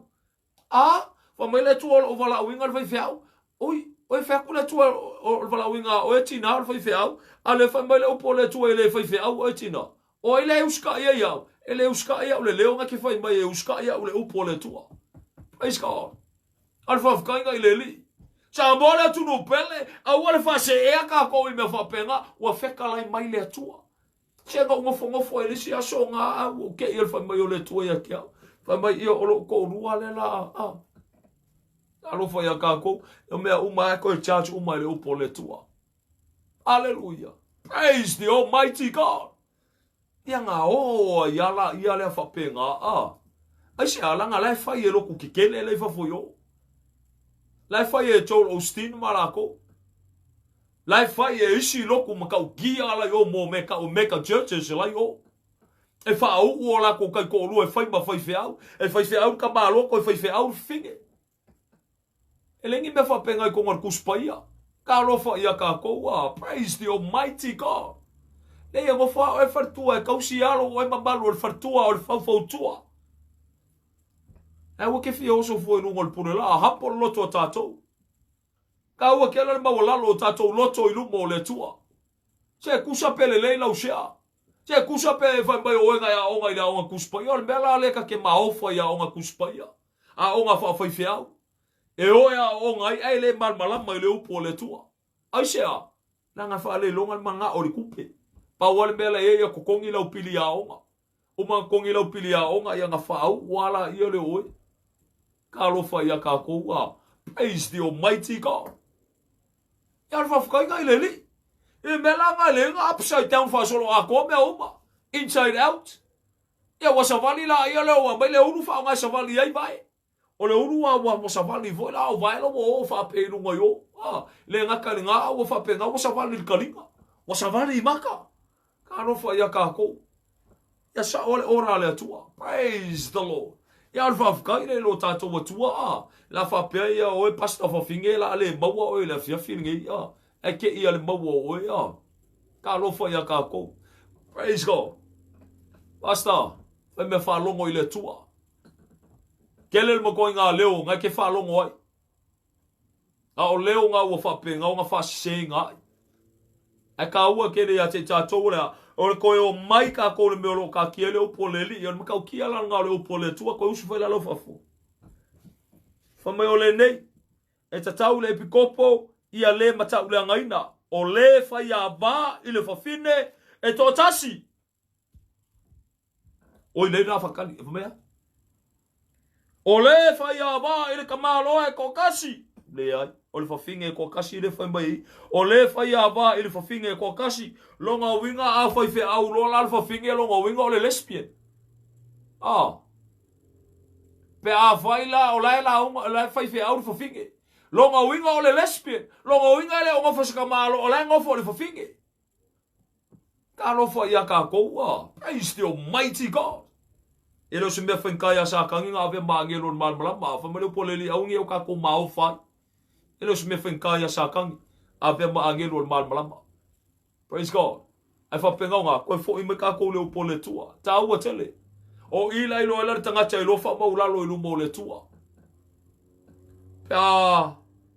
kai le upoleli ke pakaula ia lo famongi le tua ko ke pakaula ile la fuma moya le ma fa pe nga fai me fa longo nga lua le nga pa io le tua nga ke ave senga uma kofi le lunga ya keia kofi nga fa winga ye le lotu lunga ya teia e kalaia e sea ma fa pe nga la fo inga ilalo ai ko kakangi kuli vai ma fa ko ese lungo le tua o ka ngakala ngai loa hampo li lungo le tua ke lo tala ya te oi e fa ai inga o e le tua. Praise the Almighty God. Alfa fkainga i tato wali. Taua tele. Praise the Lord. Sa moa tunu pele o maka upunga o ngeia fiafi. E au i me ka o fai fiau. Me langa kele o kei me ke whaalongo me ke au a o whawhiloa i whawhianga inga. I sunga i whawhianga inga mo la tō whartua. O kele whakungi sunga i whawhianga inga mangi o la ko First Lady. Ka lofa ia ka ko o le man-made le meanga First Lady. Praise God. E lengi me whapenga i kongo le upo le tua. Mela ngā le o ngā deceive vari ko kele o i ka kou. Mea kongo ala ngā le o ngā sese solo ai me ko kongo le ngā luenga le tua. E o i ko kongo a inga. Ma le ora ai le ngā luenga le tua. Se kuro ua a. E se kasi o ki ngā. Se kasi wha a me ngā mafuka ngā iai ma a. Ia le winga i le whamkalanga. Le hampo li o le loto o le whaifia a le afu. Le whartua le whaifia. Kalangoa maso ala upule inga. Ale upula nge le whartua ngā whai mai a kia umaru ko rua inga ua whapenga o ngā mako kalangoa. Ele o sanga whaiva o le whaifia. Ele o ia e la unga inga le upo le tua. O le ngā ruenga ngā long ko rua e whai. O le la unga le upo le tua. A o ia ngā kele la unga inga le upo le tua. La ngā ke iloa i longa loto. Ngā kele la unga inga le upo le tua. A o ia sa onga i lea onga whawhaifiau. Praise God. Ka ua kele le hampo lo loto. Tase mera po a kala i whai o. O a kala i whai i. O a me whai o. O le me piko sili o ngā ka ua. Ka ko meo lai whai i rumo le tua. Aisea. O le ngaluenga le tua le tātou te whaia. Le whaiva wa ko whainga i le tua le atangata. Ma le aka ngaka. Ma le aka ngaka. Perfeka? Yes, prophetess. Tina, prophetess. Yes. E au iela le upo le li le kunga. Prophetess. Ngai wha perfekanga. Ne ngaka i nga. Speaking tongues. Tina, au ia nga. Mafukanga kalo. Yes. E au ia nga. Pastor. No. Ele au ia i nga. Ele ngi me kau ngi prophet. Ngi pastor tesi runga i nga. Ka lofa ia ka kou. Se whauka i ele le au i ele mafawhawu ka kou. Pastor. Pastor. Ia oi se ngose kinga. Pastor Nancy. Le ai. O le pastor o le taito abe le kamaroa. Pastor. Ia le ma se mega ke whako le pastor tesi kongo kuspa ia. Alofa ia ka kou. Ka ua kele. Hapa o le tato loto. Whamaulalo i lumo le tua. Salmo. Get right with God. Praise the Almighty God. Hallelujah. Get right with God. It doesn't matter. Po oi oi. Pea ngau whaku ia ke oi le amakanga. Po fonga. Le kai mi whanga whapenga o ngā whafolau mai ene maka oi lafu. I al po kalamergei. There will be a time you come to disagree me o ke whaku ia te oi. Ai lango i lengu ia upu. Pa te ele kai me reveal mai e lunga i le tua. Le will reveal mai mai e le tua i lunga. Ai lango i lengu upu Clement po ngi upu Clemete whamon Praise God. O upu mai la whiong pa ia le tua. O le vanga ia ka koukus pa ia. Ia le whawhkai le leli. La o kwa whai kauinga ako. Inga ia whapenga a kili e ngā mausalir ka kou whalongo. O le upu moni le nei. Te whauka iai. O le upu moni le nei. A whai a ngau se kasi le whai vo le pikopo. Le ka ngoi mo meo ko whai whiau. E manga o ia i le ngaruenga le lei. O le nei. E ta tau le epikopo ia le mata ule ngaina. O le whaiava i le whawhine e tōtasi. Praise the Almighty God. Whaiava i le whinge kwa kasi. Le kalango i le kamaloa i le kalango i le whinge. Umala ia leo whamea. O le makaala, o le e whaukauka, o le ami o le lei, o le alofa I ka ngaka ese, o le ngake mawhaia o ngā o atu. E le se ingu kele I wainga, e le se fasi ka ngaka, e le mangu I oloa ai anga malu. E le se faifi naunga, e le se maka pea I kupe, o le pulele I lona lava ainga, o lo o wau suska I mai a te ia o lana whanau, male fifi le mulava. Awa e le iloa, awa awhai e le iloa se kasi, o ngā pule I longa lava ainga. Pefa pefe o ngā kausi e ia le e kale si ale atua. E le se whako a loku, nge whawheke inga longa loko, o ngā paule o ia I le whasala arki a Apollo. E le kakau o ngā, ia longo leia, me e tatau o na ia longo leia o ia e ila atoa I tua, nge upule angainga o ia mapau. I le mai lei, arki a Apollo. Praise the Almighty God. On makau kia langa, o le whaiva e whape ngā o ngā rue inga. O mala ia lea koe wha au mai I risi vaenga lea. Praise the Lord. Koe karangoa mai ela ia lea o le mua pe teru ta upo e lima. O te ai o iatu I tō ina o ia te o tau au fo I o le koe inga. Ma le mole maui ki ngā o ke riso ma le ua kofisia whakasi le manguia o le awhan mai. Ia o kou leo le lafu ma moe a le tua o ia te o tau. Ia kausi ai ma le loto. Ai le o le whataua na wina. Awa fo ina I whaia ma le fia whai o loa. A o le loto fia fia. Awa fo inga I whaapei o e whamalo I le kofi o le tua. A ia whai o kou ma whaoa o I le lafu ma moe. E a whaali mai fo ina leo ma moe siri. E maua o tau le pale pula. E le ma mai lava. Praise the Almighty God. Ni ia tama. Hallelujah. Ia le upa malosi ngā le tua mo oima. Ao kauinga I tātou nea fiafi. Tā ua tele. Tā ua tele le o tau wino le tātou wola whale anganga. Tā ua tele le tātou malmalamba I mea mafu anga linka ko o le lotu. Tā ua tele le tātou malmalamba I mea o le ngarua inga tutonu le lotu. Tā ua tele. Aunge o kako o ngefu. Aunge o kako o kauanga le kako o whalongolongo le upo le whaiwhi au o le whai. Praise the Almighty God. E tā ua ia te tātou le malmalamba o le mea o le tala noa mai ele upo le tua. Inga ia lakula ele ke whalongolongo. Le ke whalongolongo ma le tutoa. Whalongolongo o le tangata mataala. Whalongolongo o le tangata o le tua. Praise God.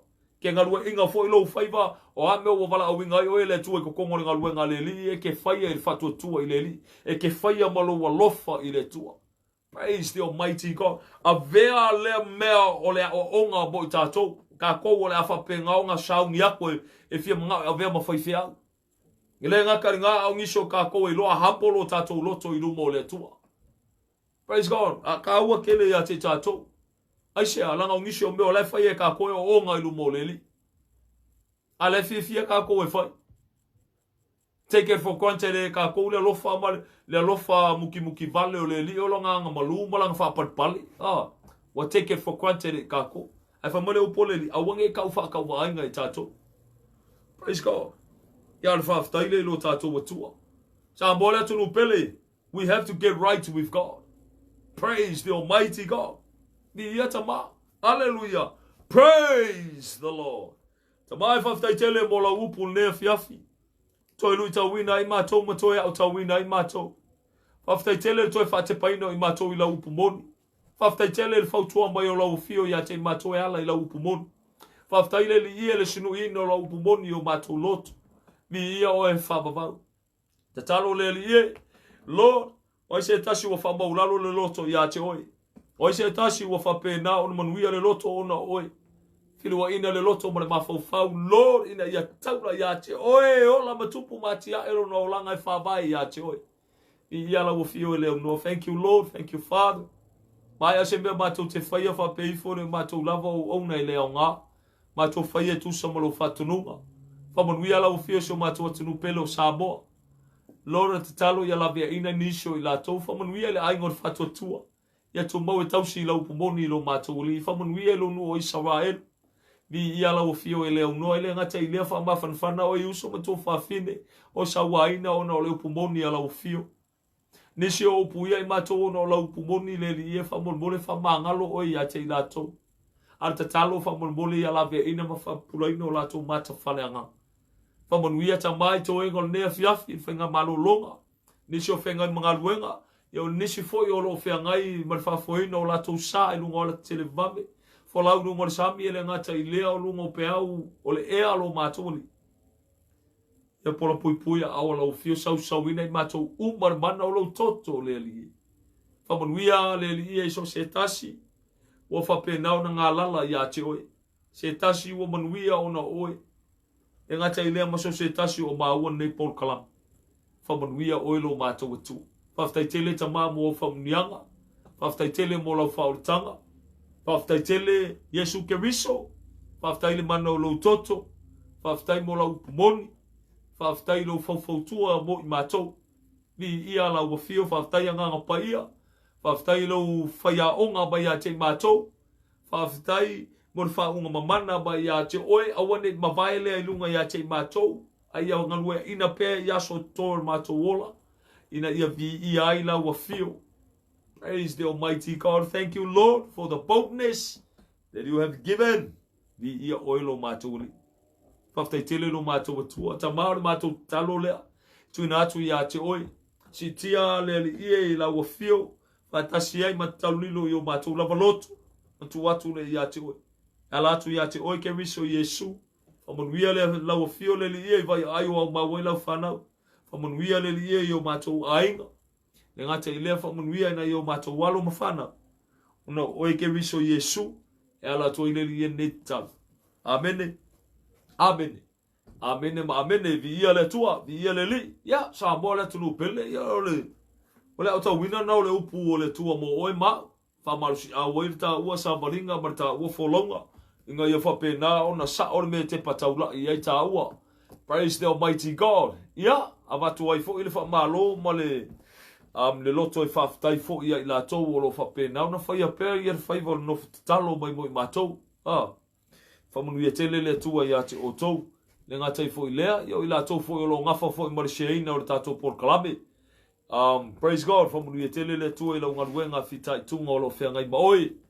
Ia le ngatai fo I lea. Ia I la tau uma fo ia ua maua ia le tatou Paul Kalame le nei vaenga le fiafi. Ia e whapenau na whawhiroa ia tu ia te o tau malama. Ia ma watu ai fo I le nganga I whaftai tele ia te o tau le maua mai fo I o le tatou Paul Kalame. Praise God. Ia ele ngatai fo I lea. Ia. Ia nga o ngai suafala ngi o le awhapenga o nga ia whatalofa atu ia lise. Ia whamanuia tele le tua ia te oe. Ia lise se ua lunga. Le ngatai fo I lea ia nga ngau malo. Ia whamanuia le tua. Praise God. Me le ngatai fo I lea o ai fo.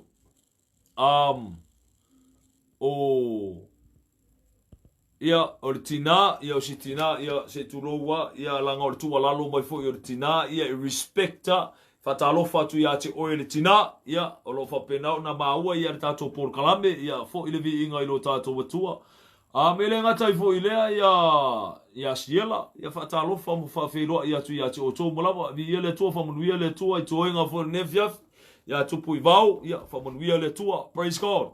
Whaftai fo I aritun in mai fo I nevaenga le fiafi. Ia, ma nisi fo I la tau, ia wha maruru atu. Nisi pe awhai wa o le maua o tau suafa, ia ma silo toa. Ia wha manuia tele le atua ia te o tau malava, vi ia le li. Ia ele ngatai fo I lea, ia le whatalofa atu ai fo I le whantua fo I ia luse. Ia ele ngatai fo I lea, ia ma sio to lua fo. Ia, wha manuia le atua ia te oe wife. Praise the Lord. Ia le ngatai fo I lea, ia sa moa le atunu pele. Ia whamanuia tele le tua. Toenga lo nea fiafi o whasausaunga fo. Ia whai o whiangai mga ruenga, ia whamanuia tele le tua ia te o tau. Ia whai o whiangai mawhainga malolonga. Ia whamanuia fo I le tua. Ia, le ngatai fo I lea, ia tae o enga, ia pule lofa tama, ia ala usu neisi whiangai mga ruenga, ia ai le ngatai lea, ia na ialo fo I mawhanau. Whamanuia fo I le tua na ialo mawhanau. Praise the Lord.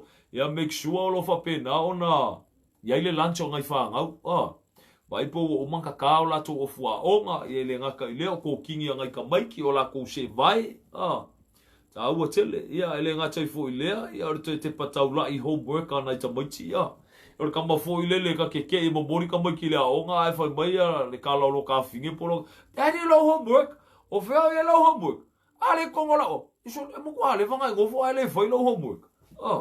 Alo of kwa fa mga kol ka mai ki ale la alu le au. Alofa ia ka ko wa ia e ui la. Whamanu ia tele le tua ia te o tō malawa.